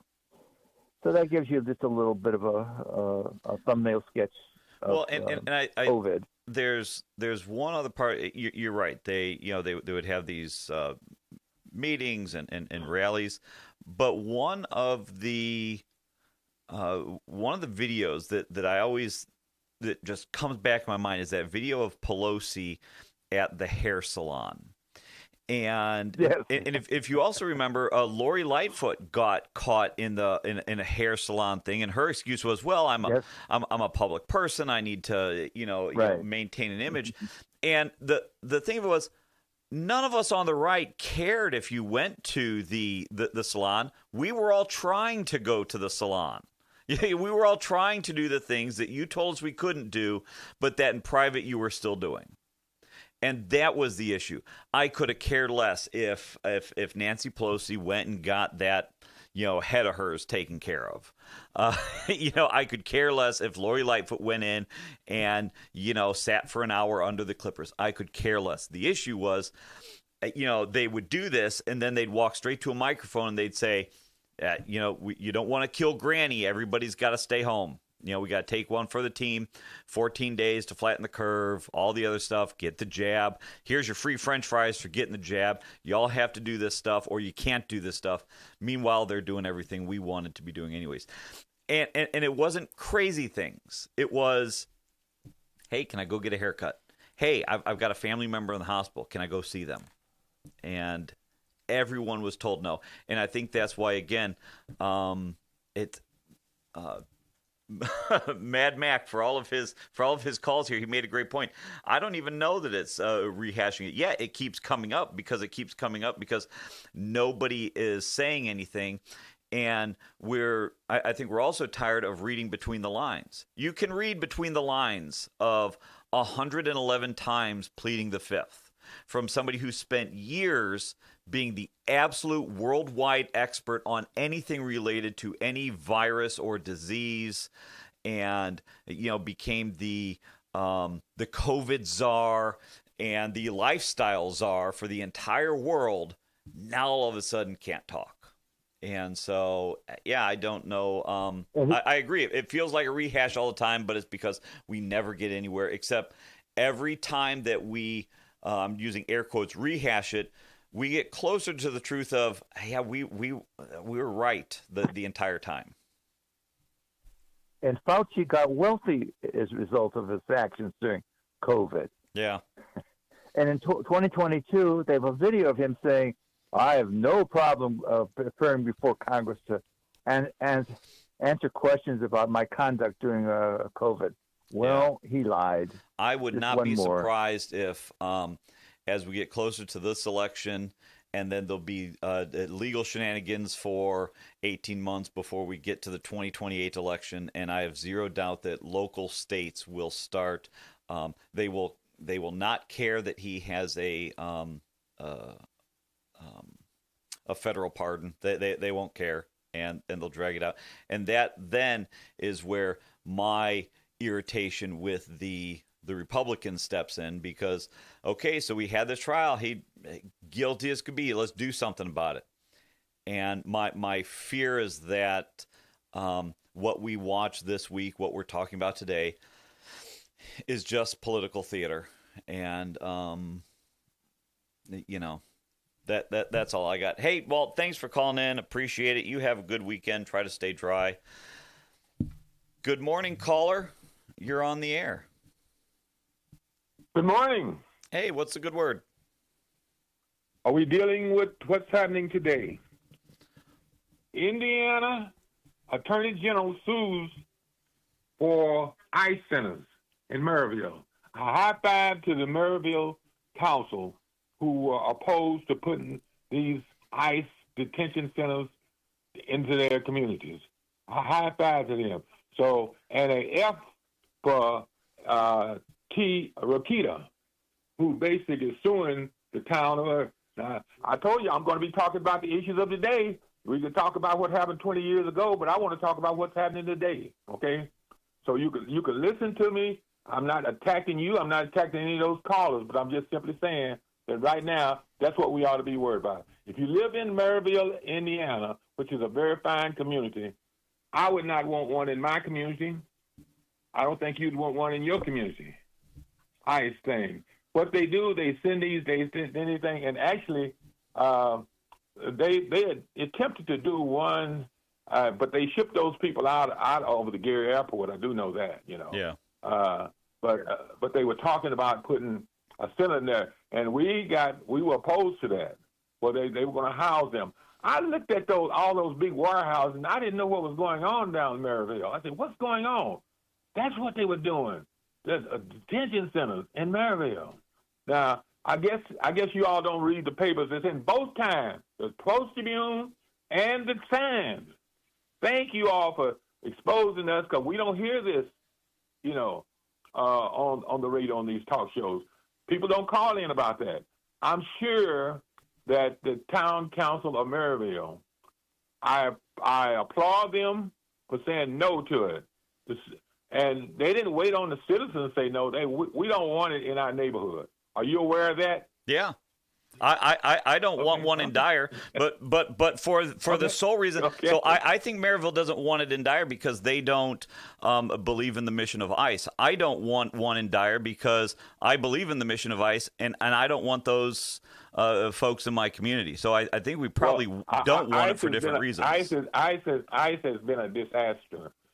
Right now, they're spending a lot of money, and it has been a disaster. Well, it's not been a disaster. It's the same guy that is running ICE now ran it under Obama, and under Obama he did great. Okay. He's doing the same thing now, and now Obama's he's bad. not in office anymore.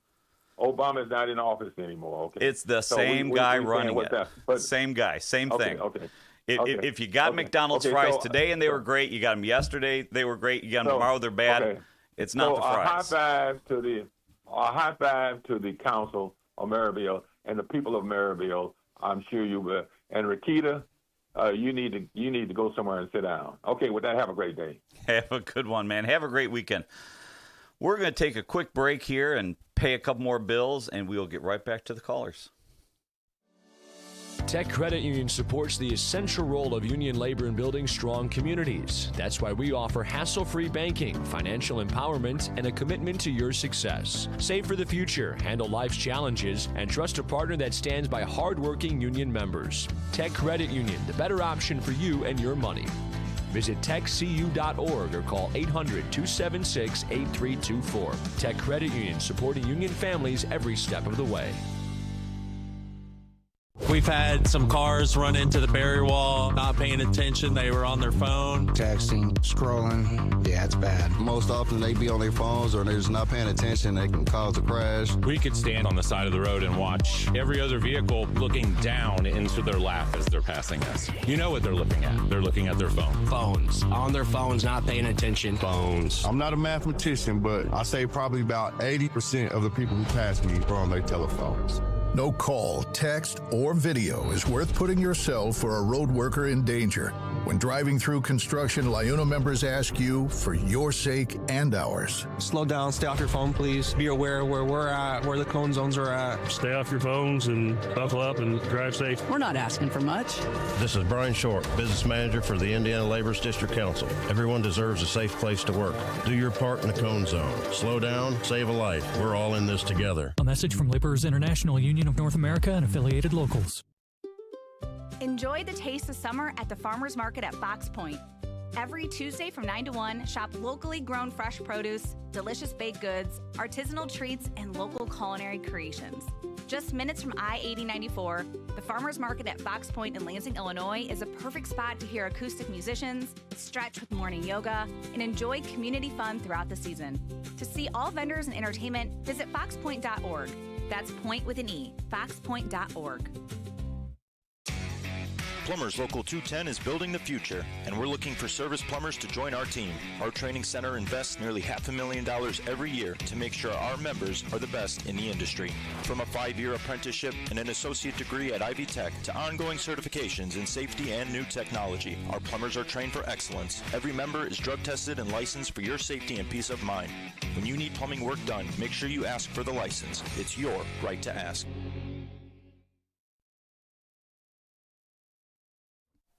Go ahead, sorry. I missed it. Jeez, Lynette. Anyways, WJB 1230 AM 104.7 FM here in beautiful Hammond, Indiana. Quick look at traffic and weather before we get back to the calls because evidently it's a stir of COVID talk. Everything in Indiana is looking just fine. Everything in Illinois is looking fine except for your usual inbound of 55, 290. Everything going into the city is starting to slow up. Again, there are some closures up by Columbus Drive. Everything up that way is getting closed for Lollapalooza this weekend until Monday. I don't know if it'll be open Monday or through Monday, but go until Monday. So how's the weather? Good morning, everyone. It's fine. Today It's rain. Today we're at 70 degrees with highs of 83 and lows of 67. It's going to be humid with increasing cloudiness, periods of rain, and a thunderstorm late this afternoon. Then tomorrow, Saturday, we'll be having highs of 71 and lows of 66. It should be mostly cloudy and humid with periods of rain and a thunderstorm, breezy in the afternoon. And Sunday we'll be having highs of 72 and lows of 63. Should be breezy in the morning, otherwise sunny to partly cloudy and humid. We'll get to the calls in a second here. I do want to the last caller I think had every call is valid, everything's fine, but that idea of, hey, let's stop talking again. We're not going to talk about things for 20 years ago. No, that's bull. That's bull. We all know what party everybody is. That's just how it goes. Your party did this. And what we've been saying for the last hour and a half, it's like, oh, well, we're not going to, we're not going to talk about that. Let's talk about how bad Rokita is. Like I said, I'll say here, I'll put on my town council hat. I agree with, what Maryville did. I don't know that I think that I agree with why they did. I don't know what their intentions are. I can assume their intentions for it would be different than mine. I do not want a detention facility in Dyer, and if there was a way for me to say, hey, pass a resolution, first 1 to 3 wins, to not have one, absolutely. I have zero desire for that. Why? For the same reason I would tell, I'd call up Oscar right now and say, hey, no, we're not putting a second jail in Dyer. We don't want it in Dyer. We got a great community. Why would you ruin it with, putting up a building and then throwing a bunch of illegal people in it? Why would you do that? Yeah, I don't know. But this idea of I'm not going to talk about what happened 20 years ago, well, that's what we're talking about. So I don't know. Anyways, good morning, caller. Thanks for waiting. Appreciate it. What can we do for you? Yeah, Fauci evidently is a designated fall guy in this whole thing. This whole thing is way bigger than Fauci. If you remember back before this whole thing started, the WHO at the time, it was under the, I guess, the guidance of the head of it, who was an avowed communist who actually had no background in medical science. He was a bureaucrat, and they changed the definition of a pandemic from the number of deaths to the number of cases called. Okay, a lot of those cases based on PCR tests, which are notorious for false positives. That was step number one. Number two, Bill Gates, something like 3 or 4 months before this whole thing started in January of 2020, they had Event 201 in New York City and going through the logistics of locking down an entire city the size of New York in case of a COVID-style pandemic.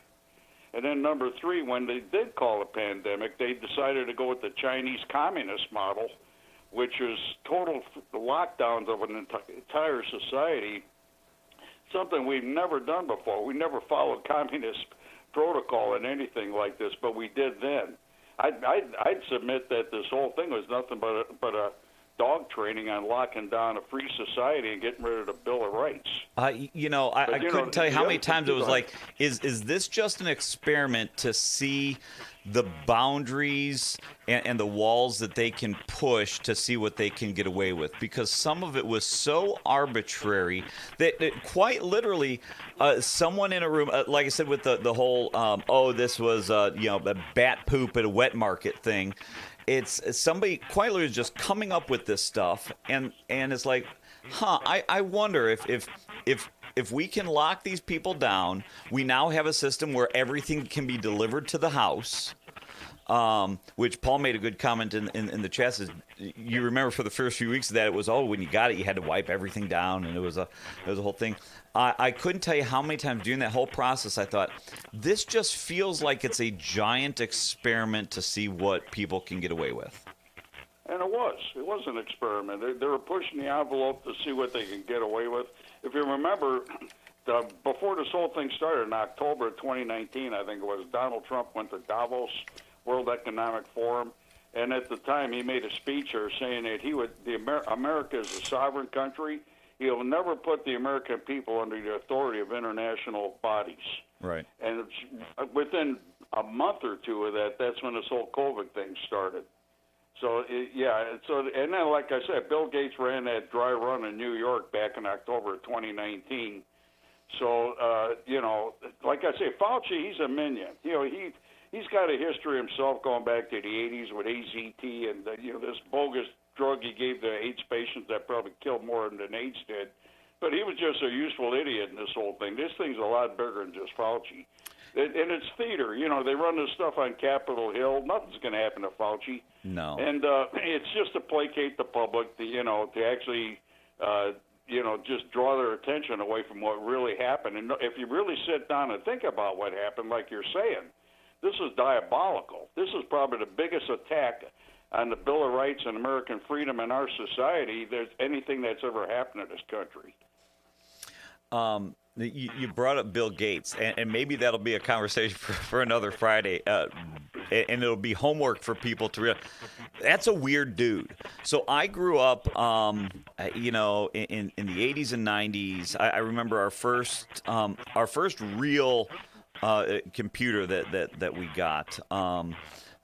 It was one of the Gateway 2000s. I remember they pushed it back 6 or 9 months because we wanted Windows 95 and Bill Gates and Microsoft, and it's all the same. It was like he was this computer coding software kind of guru. Really helped usher in a new age for all of us.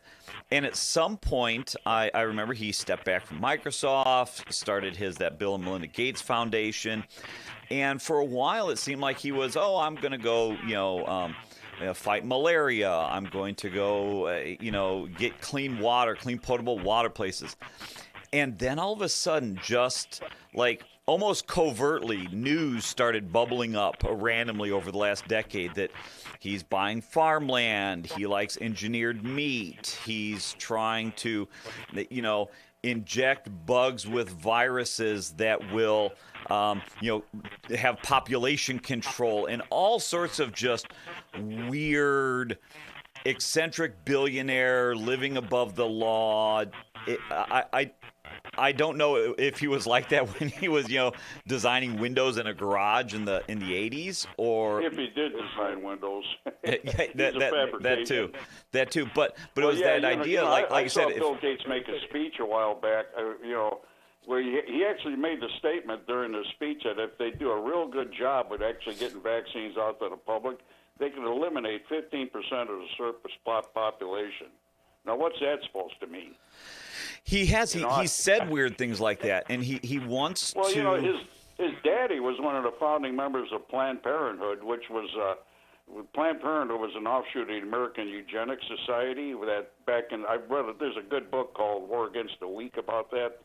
And anyway, it's eugenics. It goes way back. But the thing is, back in the day, the idea was to not let what they called imperfect people reproduce, and that we should only allow the best of the best to reproduce, population control. The Bush family was big on that. Matter of fact, the Bush family back in the 30s actually brought Hitler's people over here to study what we were doing to eugenics.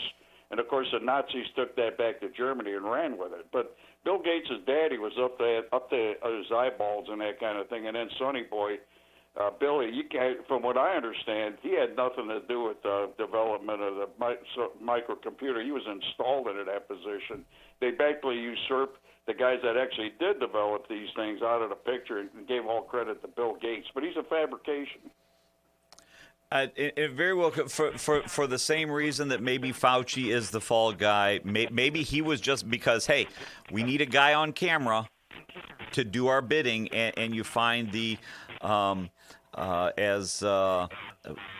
was it Stalin or Lenin with the or just the Marxists? You find the useful idiot who is going to go up there and just get all excited about a book deal and meeting the Kardashians and a rising death counter. Well, there's a good book, Plague of Corruption, about Fauci. He goes back to the 80s. AZT, and like I said, it was a failed cancer drug. He had, I guess, under Reagan, I think it was, Reagan actually allowed these government bureaucrats to actually profit with the patents under the drugs they developed.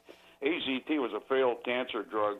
He convoluted it to get AIDS patients to take it, and that probably killed more of them than AIDS ever did. So he goes way back. So he's a useful idiot. he's bought. He's out for the fame. He's probably a psychopath, but I mean, he likes the glory. He likes the money. He profited big time by it, and he was the perfect guy to install in what they wanted him involved in. No, I couldn't agree with you more. Like I say, check out the WHO. At one time, I think Trump took us out of the WHO, but I think Biden put us back in or something. Yeah, the WHO, they're the ones that dictate these global policies on pandemics and lockdowns and all of this stuff.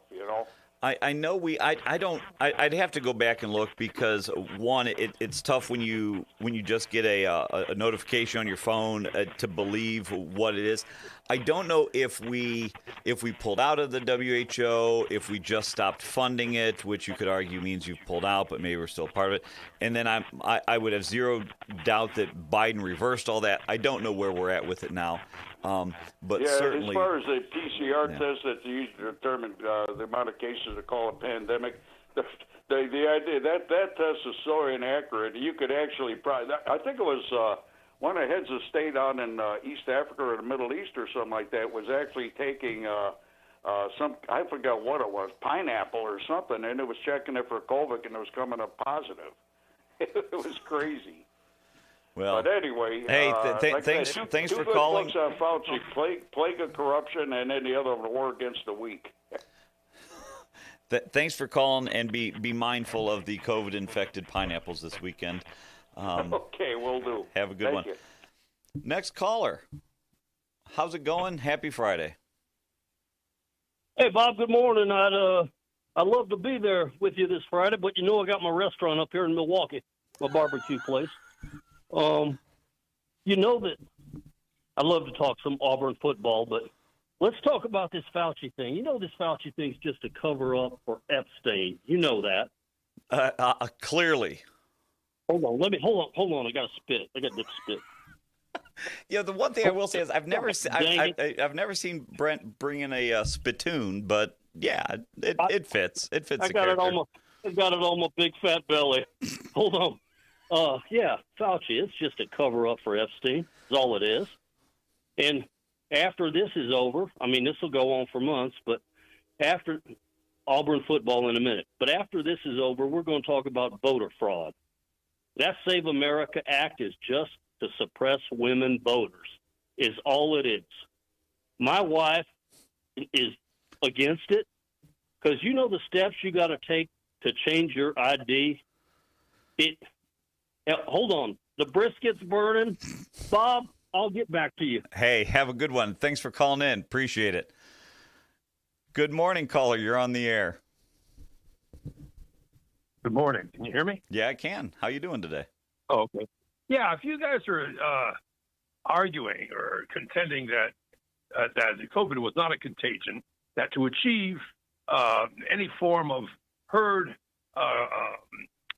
control, herd immunity, that you could do it as fast as we did it, absent vaccination and staying in place, you're dangerously irrational. Now, I don't know whether Fauci had in his notes that it started in Wuhan or it started at some wet market where the origins of the COVID emanated from. But I don't understand all this animus against him. I think the guy was trying in good faith to restrict the scope and perimeter of the contagion. And if you can argue it wasn't a contagion, that seems to be the hidden embedded argument that it's just it's nothing more than an aggravated flu or something. You're wrong. It was killing people. My next door neighbor died from it, and she was a nurse. So I don't understand. I think we said, I don't know that there's anybody that didn't, whether it was a close relative or knew somebody that died from it. I don't know that anybody said that this wasn't a real disease. I think that it was probably engineered. It was probably engineered at the Wuhan coronavirus gain of function lab in Wuhan, China. It got out. Let me interject here real quick. The reason they shut down Wuhan there, people don't realize Wuhan was a very big city. It had more than 1 million people there. Now imagine if you didn't do something that drastic of shut things down in a place that had 1 million plus people. That's like a place like Chicago. That's a big city. It's not some little village. So yeah, they had to shut things down. Otherwise, it would have been it would just have compounded. But go ahead. I didn't mean to cut you off. But No. You're fine. And I think we have those examples. Hindsight is 2020, and I said earlier that those first few weeks nobody knew what was going on. We were all. I don't want to say we were all fine, but we acquiesced to the 14 days to flatten the curve. But as time went on, I think that yes, it was a disease that was killing people. But it was not the quarantines, everything that the government made us do, from walking one way down the aisles to what they did to the kids in school. I think we now know that was a huge overreaction, and maybe it is that hindsight is 2020, and because we have examples. One of the previous callers made a perfect example. You have Sweden and Norway.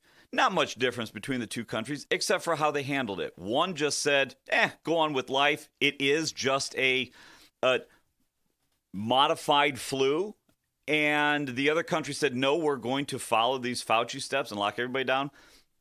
Very little difference between the two communities, or the two countries. Well, yeah, it depends on what stats you're looking at. Well, I wanted to add one thing. Yeah. This idea of population control has been around for at least 2 centuries. You can go back to Thomas Malthus and who's the other guy?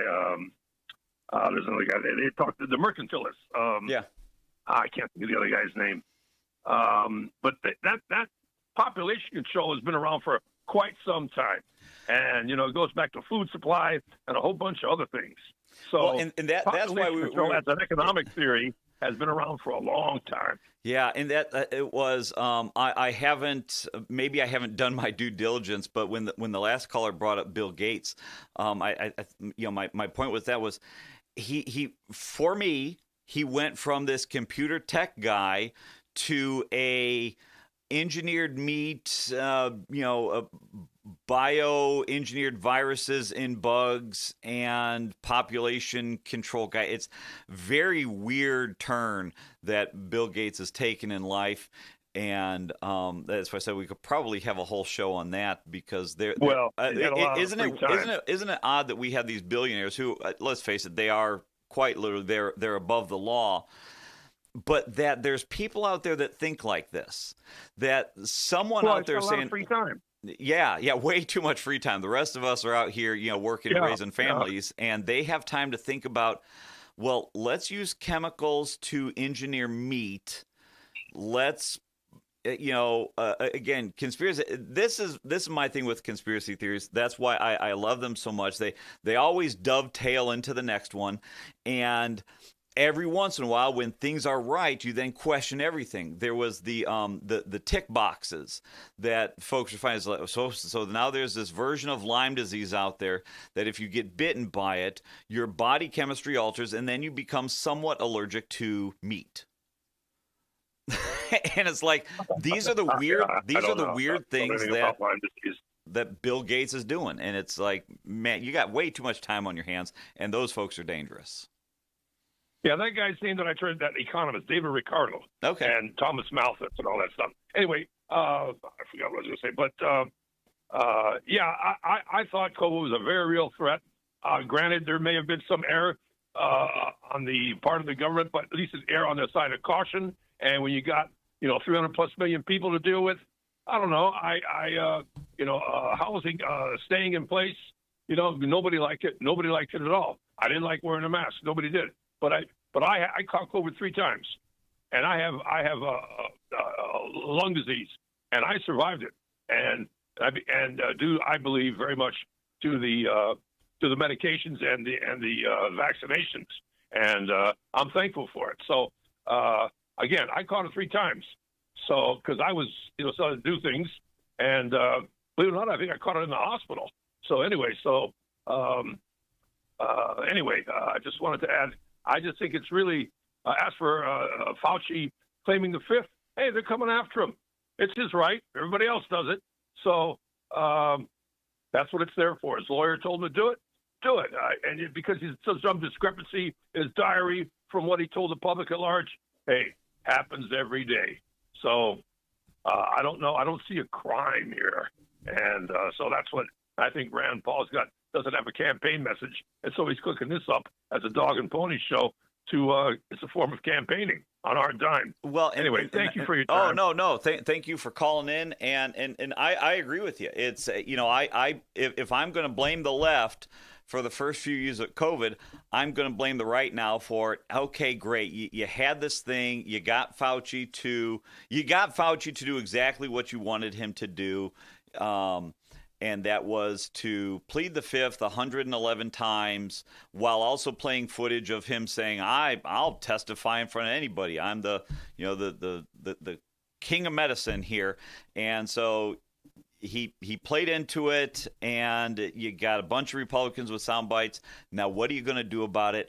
Probably talk about it till the election, and we'll get a 12 or 18-month reprieve from it before it comes back again. So we're going to take a quick break, and we'll get right back to your calls. We've had some cars run into the barrier wall, not paying attention. They were on their phone. Texting, scrolling. Yeah, it's bad. Most often they be on their phones or they're just not paying attention. They can cause a crash. We could stand on the side of the road and watch every other vehicle looking down into their lap as they're passing us. You know what they're looking at. They're looking at their phone. Phones. On their phones, not paying attention. Phones. I'm not a mathematician, but I say probably about 80% of the people who pass me are on their telephones. No call, text, or video is worth putting yourself or a road worker in danger. When driving through construction, LIUNA members ask you for your sake and ours. Slow down, stay off your phone, please. Be aware where we're at, where the cone zones are at. Stay off your phones and buckle up and drive safe. We're not asking for much.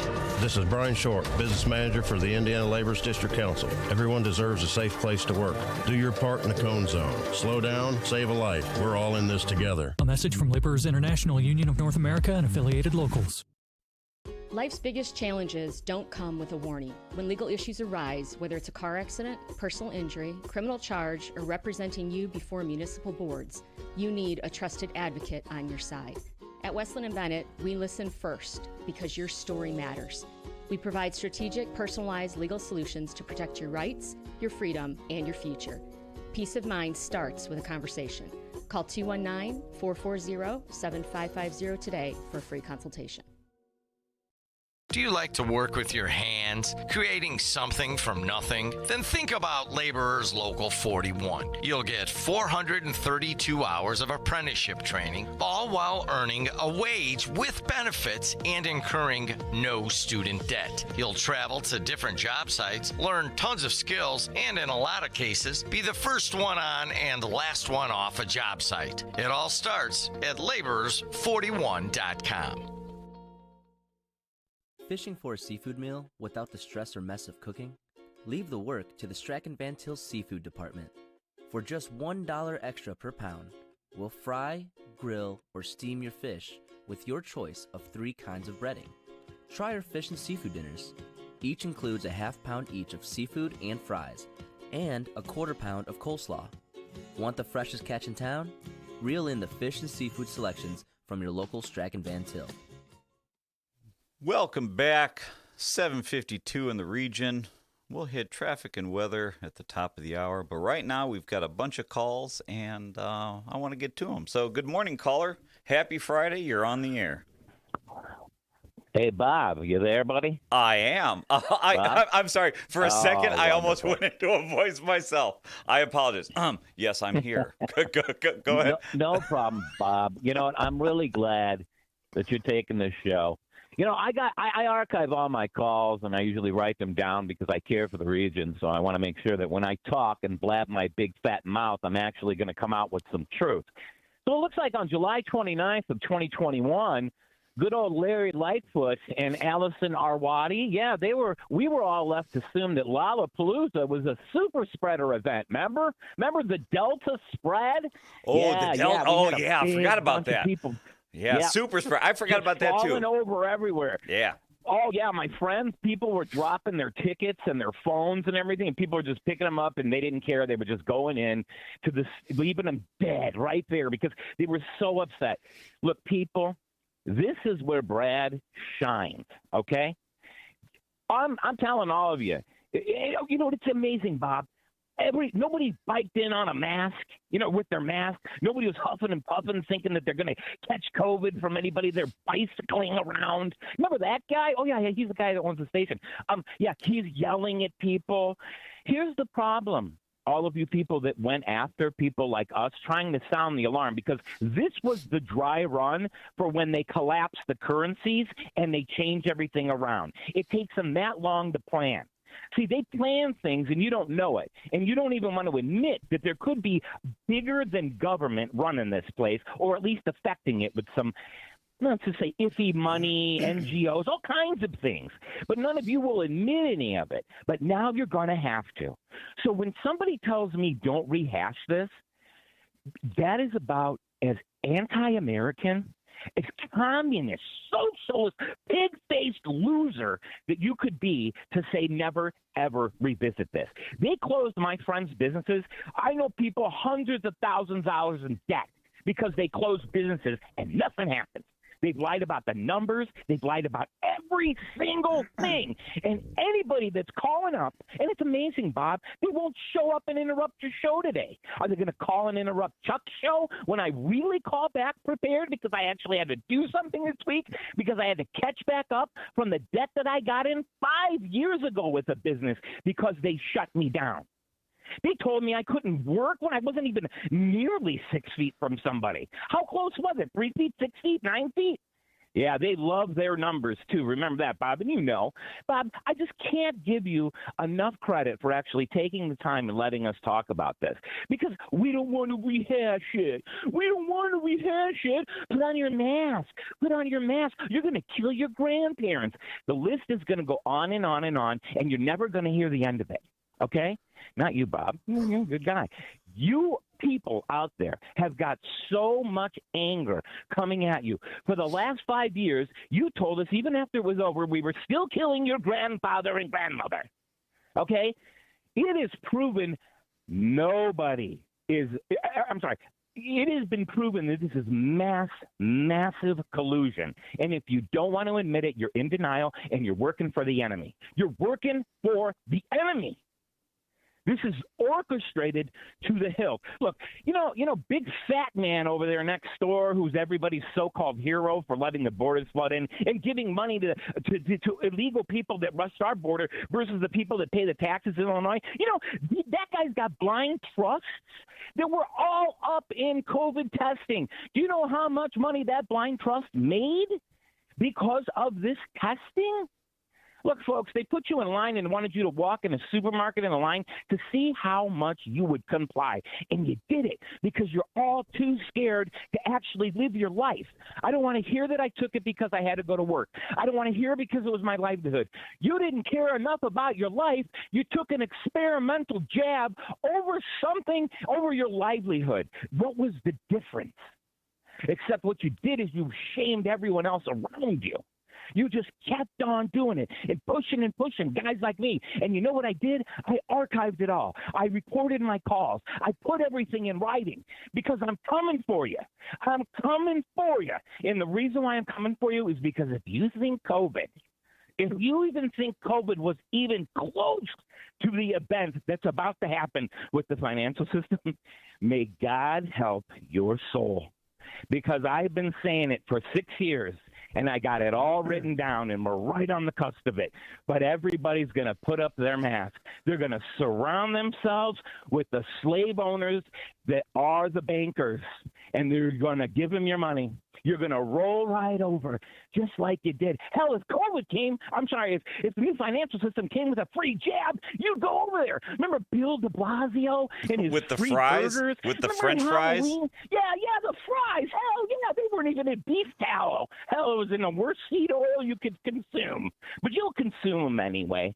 I'm sorry, Bob. I'm so angry about it. I'm so tired of everybody being such a wuss and just letting everybody come in and bamboozle and say things like, well, nobody knew what was going on. There were plenty of people out there like myself trying to sound the alarm. But you are programmed as a human to discount things that guys like me say.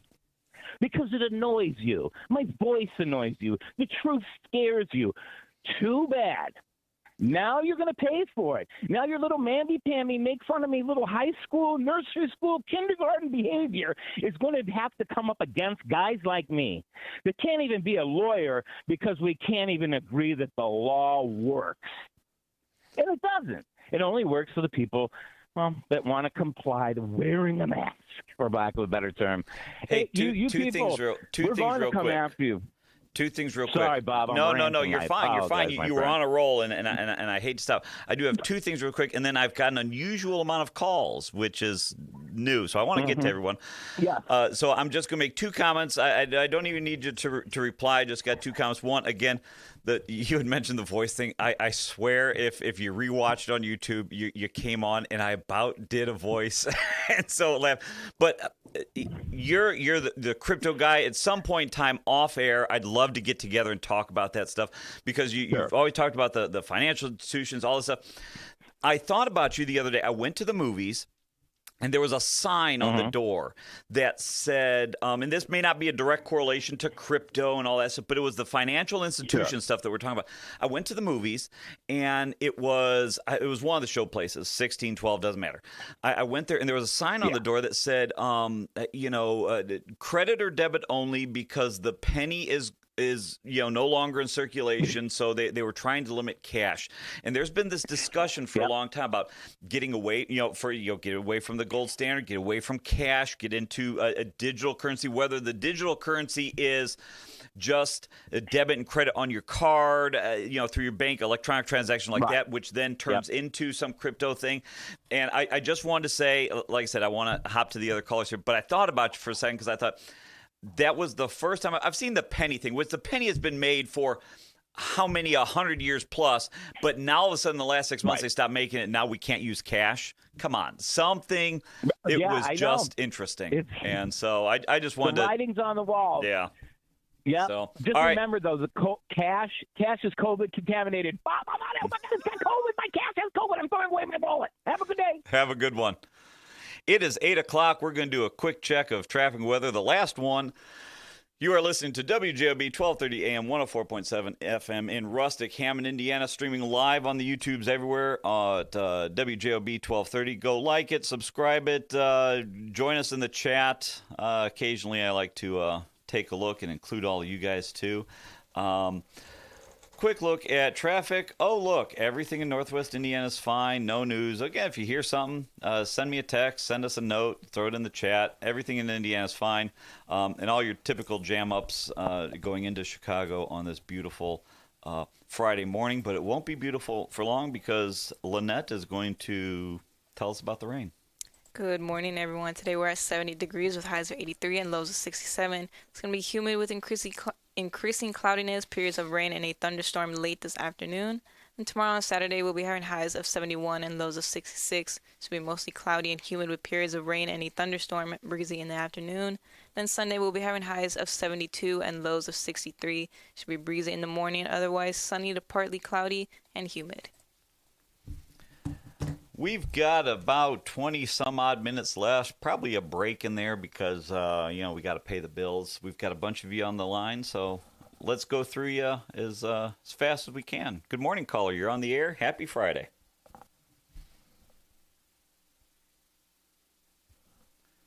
Yeah, we'll try the next one. Good morning, caller. You're on the air. Bob, when's the last time you went to anything in Maryville? Dinner, park, anything? I have driven through Maryville. Is Albany's in Maryville or is that Hobart? That would be the extent of it. So in reference to Matlock's call, Maryville is Gary South. And it's not going to happen, but I love to see Rokita's stance on this. And Maryville looks the way it does because it's run by Democrats. Bunsich, Patalis, the Greek Church, it's all run by Democrats, and that's why Maryville is Gary South now, and it's not going to get any better. And in Matlock's words, tell me I'm wrong. You know, anybody can call in at any time and say what they want. But yeah, I didn't buy it today. It's not saying, Matlock, you're more welcome to call in any time you want. I didn't buy it today. You know, and the idea of, hey, we're only going to talk about what's going on today. No, that's, you got some blinders on there, bud. So, hey, thanks for the call. I did get a text saying that I have been to Maryville because Sam's Club is in Maryville. So there's that. But having said that, if that is not, you know, we go there first thing in the morning when they open, while the night shift is still sleeping. Yeah. And, I mean, I would not go to that, you know, I would not go to that area at night. I mean, come on, common sense. Anyways. Because Maryville's a crap hole. Yeah. Hey, thanks for calling in. Have a great weekend. Look at that. We made it through all the calls. Well, that was exciting. That was a quick 2 hours. So I do want to rehash the rehash thing. It feels irritating. I didn't know that Fauci was going to you know, testify again. In my mind, and maybe I'm wrong for doing this, and maybe this was a good cathartic exercise for everyone to get a few things off their chest. But at the end of the day, there were some really valid concerns that as time goes on, those concerns are proven to be right, and nobody is saying anything. And whether or not that ties into some larger global cabal of Bill Gates types, you know, wanting us to eat engineered meat and population control, and hey, let's see if we can get 30 million people to stop going to church and walk in, you know, one way down an aisle 6 feet apart. Let's see if we can't do that. It really does harken back to TV shows and movies where this untouchable elite just uses the rest of us like, you know, cattle or whatever. And I think that's why it does feel like it's a rehash, because there's a fair amount of us that have knew it in the beginning, took a shellacking for years, whether it's on social media, the mass media, the neighbors across the street type thing that said we were evil people for, you know, not following what we were told to do because we thought, hey, this just isn't right. And maybe that's fine for other countries. Maybe that's fine for other, you know, other people that aren't of a free Western culture. You know, maybe that's fine for the Marxist crowd, for the socialist crowd, for the communist crowd that is perfectly fine with not only telling people where to go and what to do, but then all the followers are just, you know, we feel safe. This is, I don't want to derail my speech by, you know, bringing up something from the movies, but I always liked the line from the Avengers. One of the bad guys said, you know, you were made to be led, or something to that effect. And, you know, yeah, the communist socialist type, yeah, you're made to be led. But for the rest of us that just wish to be free, I think so long as those of us that are still around, we're not going to mask again. We're not going to do all that silliness. And so I just wonder if, you know, these type of folks, these Bill Gates types, if they're fine, they've got money and they've got time, and they'll wait for the short memory of society to fade on this, and they'll try it again at some point. But that's what I've got. We've got more callers. You're calling back 219-845-1100. We've got about 15 minutes left in the show for you to share your thoughts. Good morning, caller. You're on the air. Happy Friday. Mr. Gates, when he was still head of his company, he was notorious for being a vicious jerk. He would have these committee meetings with his senior staff, and anybody who spoke out of line, wham, he was on them like a dirty blanket. His instincts, going back to his corporate days, was to be a overbearing jerk, and we shouldn't be surprised that he's playing the same game as a billionaire civilian. But in any case, do you get the magazine Washington Examiner? I do not. It is one magazine I don't get. No, I don't get any print magazines. But tell us about it. Well, you should get it, given you're a Republican official. But in any case, the current edition, July 29th, they have a section where they list the names of Democrats and Republicans that they think are possible candidates for the presidency for 2028. And to my surprise, guess whose name is on this list? Governor Mike Brown, governor of Indiana. How about that?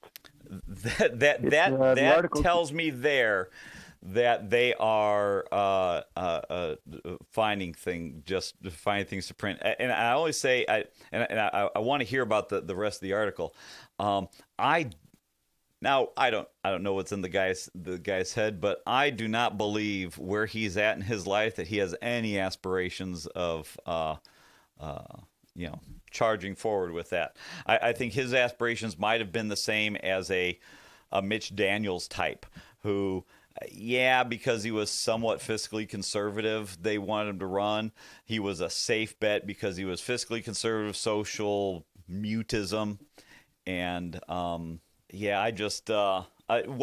were the other names on that list? Do you have it in front of you?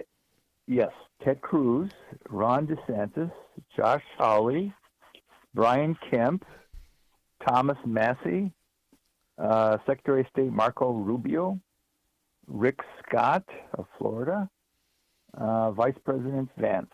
Those are the Republican names. The article. Hawley and Rubio probably have the best shot there. I think.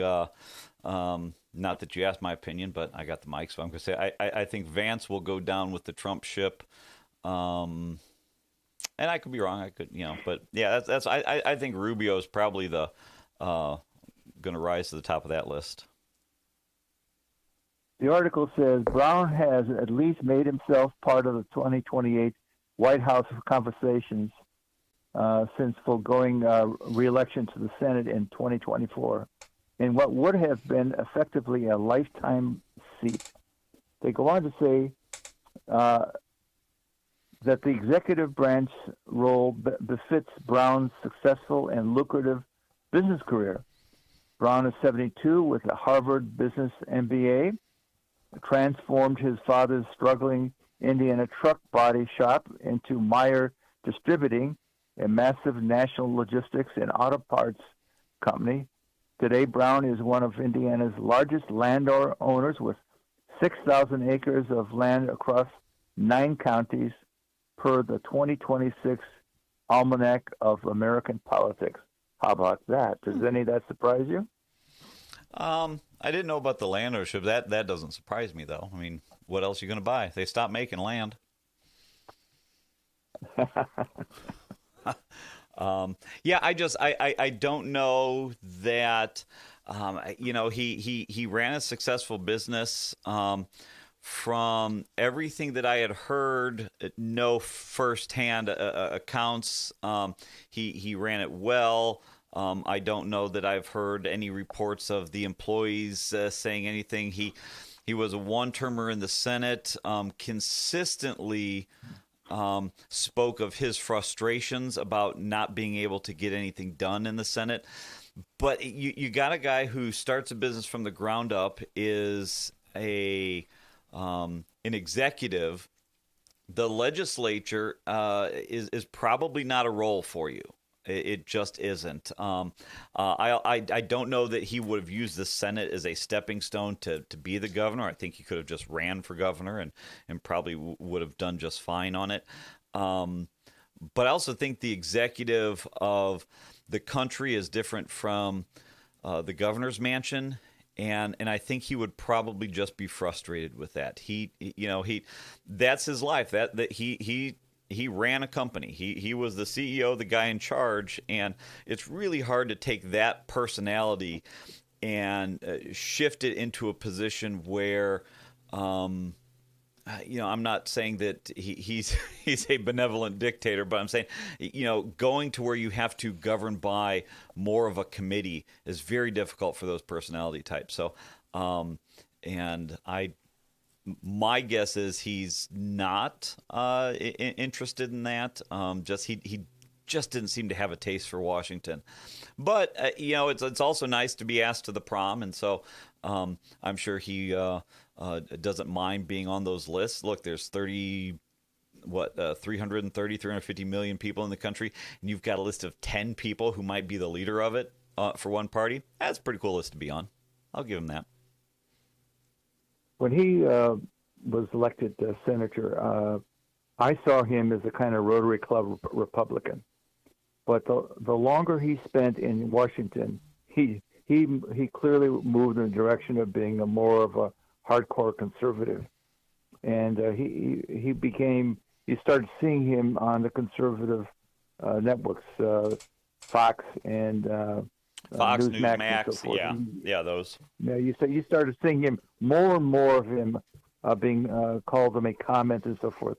And looking at this list, I thought, really? But then I reminded myself that Lincoln, when he was nominated by the Republicans for their ticket for the presidency, he was a kind of guy that the main players were, in the end, they just fought each other like crazy. And Lincoln was kind of the guy that was he was respected. He had a good reputation, but quiet. He was not a big rah-rah kind of guy, and so they went to him as a compromise candidate, as somebody that most people would not be offended by.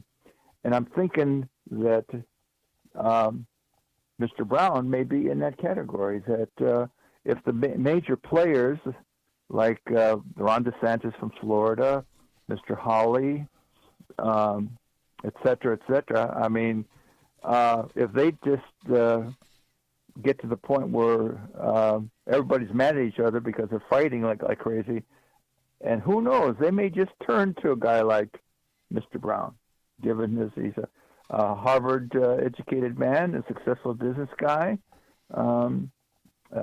low-key, not a big high-visibility character, and he's a compromise that nobody dislikes, and so can just sneak right in there. That's what I'm thinking. That's some what good do you thoughts think? there. I'll still stand by mine. I don't think he. To me, this may be breaking news to nobody, because who really cares what Bob has to say? I don't know. I'm still in the camp of I'd be surprised if he ran for governor again. That's just me. I have no internal memos or missing white paper from somewhere. I don't have any of that. He did really good with the with the state budget. He was able to have the agencies ransom, all the things that you would expect a business owner CEO to do in government. He did. I think that's his wheelhouse, but I don't know. What is it? It's 8/18 on Friday, July 31st.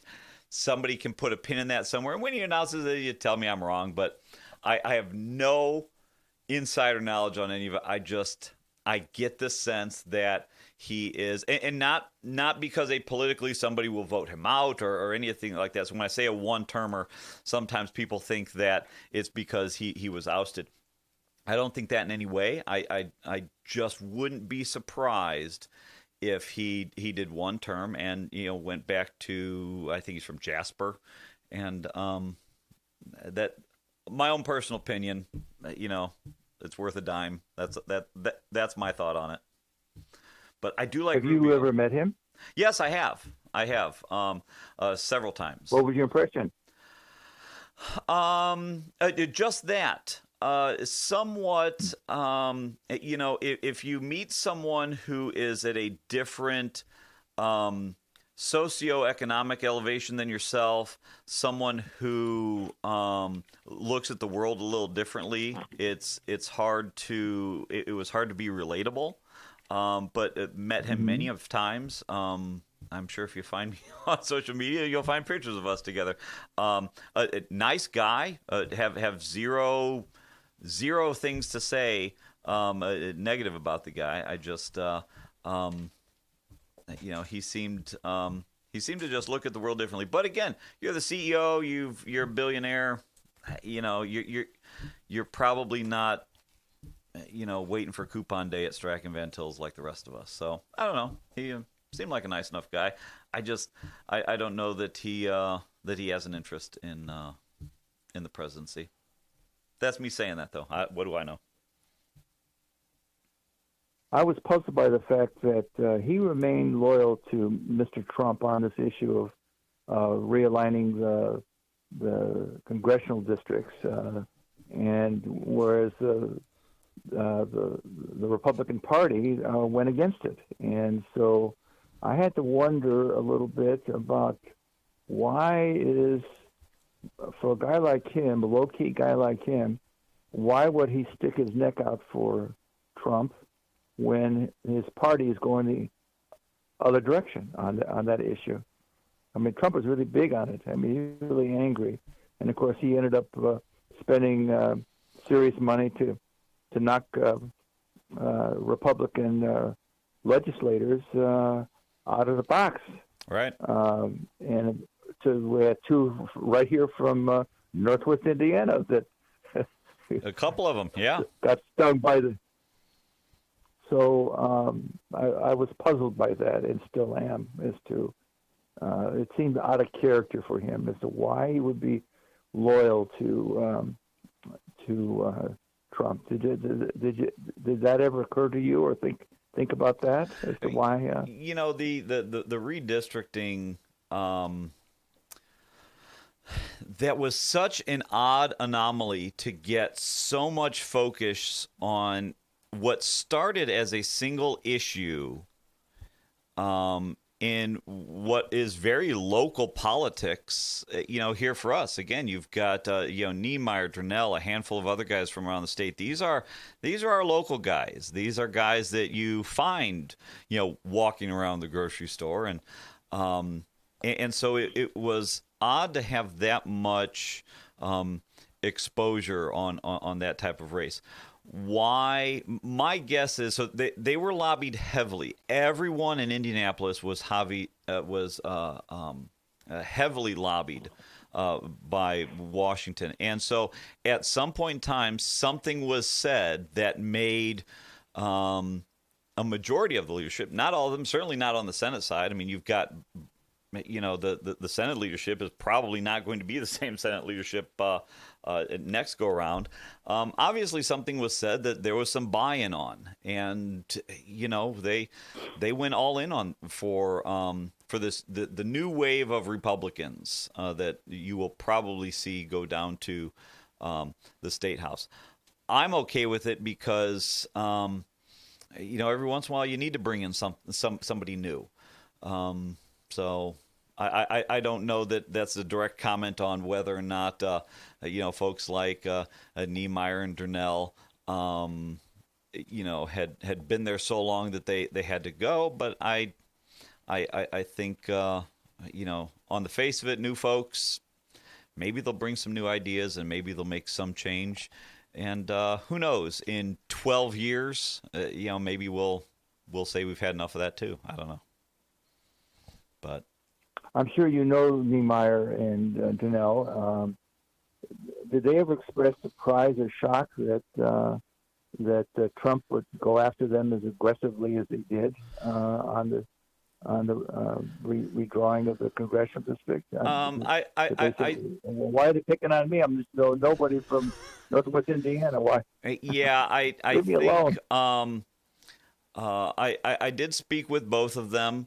I don't know ever so much that it was a why is Trump singling me out. I would bet all the money in my pocket, which I only ever carry $5 in cash anyways, but all the money in my pocket, on all the money in your pocket, that Trump would not be able to pick any of these guys out of a lineup. And so I think even for them, there was probably just frustration of, hey, look, they don't know what I've done, or, you're going to judge an entire political career on a singular vote. And, whether that was fair or not, the electorate's going to do what the electorate's going to do. So I don't know that, fair even oftentimes enters that equation. It's just, what they're going to vote for. I think they expressed frustration over, just this red tidal wave of out with the old, in with the new. And the litmus test was whether or not you voted on redistricting. And I don't even think it was a, hey, you voted with Trump. I think it was this idea that, look, Washington is so corrupt, and we want to attempt to make a difference as Hoosiers to make sure that our voices are represented there as a collective whole. And if we can oust the two Democrats remaining in Indiana, if we can do that on the congressional level, then that'll be two more guys in the state house that can, in Congress that can vote the way we want them to do. And, I would not be surprised. At the end of the day, this is all going to be a moot point, because after the next census, they're going to redraw it. That's, I don't see that changing. Wouldn't surprise me if they try to draw it before the 28 election, but certainly after the next census, they are going to redraw it. Marion County is going to be difficult because you have to split it up like a pie. And while this last drawing of District 1 did look like a banana, for anybody who has been up here, District 1 has changed shape every 10 years. So, it's to say that, oh, we've never done this before. It's like, man, what a short-term memory you have. I mean, District 1 used to drop south, go east. I mean, it went District 1 for a while had a split in it. So I just don't know that we're going to escape a redrawn District 1 at some point in the future. In the very near future. So if I were on the Democrat side of the aisle, I would probably bet that within a few cycles, that district will be redrawn for like R+10, R+11, pick up Newton and Jasper counties, and that'll be the ball game for a Democrat in District 1 for a while. But hey, I got to let you go, Walt. We've got about 2 minutes left. I got one caller. I do want to make a mention on some traffic that 94 eastbound, starting at Indianapolis. I'm not seeing any reports of any specific issue, but through Indianapolis Boulevard, 94 westbound, and what are we looking at? I'll really going up to Klein Avenue. Looks like it's starting to slow down. If you go on 511in.org, you can look at some of the traffic cameras, and there's a clear slowdown eastbound on 8094. Just a heads up. Again, no reports of anything that I've seen, but a clear slowdown. We've got time for one more call, and then we've got to be done. So, good morning, final caller. Happy Friday. We've got about 2 minutes. What can we do for you? Praise Allah, I'm the last caller. And that's yes. How's it After going? you hang up the phone, right? Yeah, I was just gonna say Lynette's hand is hovering over just the if we could be done with this. No, I'll tie this up real quick. The census stuff and why these 5 nutball Republicans in Indiana got their asses handed to them was tied in with Fauci, because what happened? Fauci and the deep state lied the entire time. So when they did the last census, they come out like a year and a half later and go, oh, God, we had a lot of errors. And amazingly enough, every single error went in favor of Democrats. California would have lost a ton of seats. Illinois would have lost. New York would have lost. Texas and Florida would have had huge gains. And they come out and say, yeah, we made a couple mistakes, just a little bit. Oh, like 17 House individuals would have swung to the Republican side. They made huge errors. Every single one of them went in favor of the Democrats. And Trump's like, hey, you guys want to cheat and you want to play dirty? I'm not coming to your knife fights anymore with a knife. I'm bringing a gunfight with a knife. I'm going to arm up now. And these guys could have got on the bandwagon and said, we're going with our guy. I mean, do you realize if Donald Trump didn't win in 2016, we would probably look like London or Spain right now? That's the mess we'd be in. Thank God for Trump. Stick with the guy. He's not perfect. We all know that.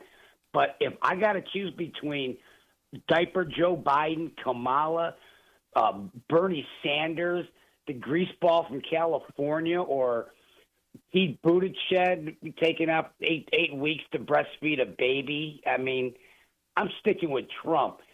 And I'll vote for Trump in 2028 4 times like I did the last 3. Have a good weekend, Bob. Hey, have a good one. And one last thing, we're wrapping up here. Just an announcement from Indianapolis to tie back into the last call that we had. I said it here. You can watch it on the YouTubes. I didn't have this. I predicted this 7 minutes ago, and a press release today just confirmed what I said a few minutes ago. Senate President Pro Tem Bray announced today he will not seek re-election as the Senate President in November. And again, that just ties back to, look, all of the leadership was lobbied very heavy on this.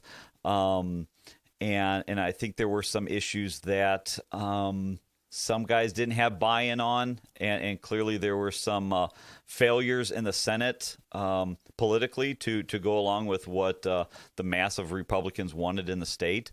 So we're seeing here still some of the repercussions of that. Yes, some lost in the primary, and we've got some that are and the only reason you would not run for re-election in November, the only reason why you would announce that today on a Friday is because on Thursday you came to the realization that you would not be reelected to that position. So it's easier just to bow out, quit before you're fired. So look at that. I can prove some knowledge here with about a 7-minute window. That's all I've got. Hey, thanks for all the calls today. Appreciate it. The next few weeks, Brent is working the Wisconsin State Fair. So next Friday, I will have Winfield Councilman Zach Beaver on the show. He will be my co-host on that Friday. The Friday after that, I will have a good friend, political commentator, all sorts of just a well-rounded... He's a fat guy like me. No, just a well-rounded guy, a modern-day Renaissance man. Mike Neal will be here as my co-host. And then the Friday after that, I'm looking forward to looking to line up State Senator J.D. Prescott to be our my co-host on that day. He is leading the charge to eliminate property taxes and find different funding mechanisms for the state. So that'll be a really good show a couple weeks from now to talk about property taxes and all things Indiana. That's all I've got. Lynette, thanks for just being amazing today, as always, and the folks in the chat agree. Thank you. Have a good weekend, everybody. It's the simplest expression. The smallest thing that changes everything. A smile. So easy.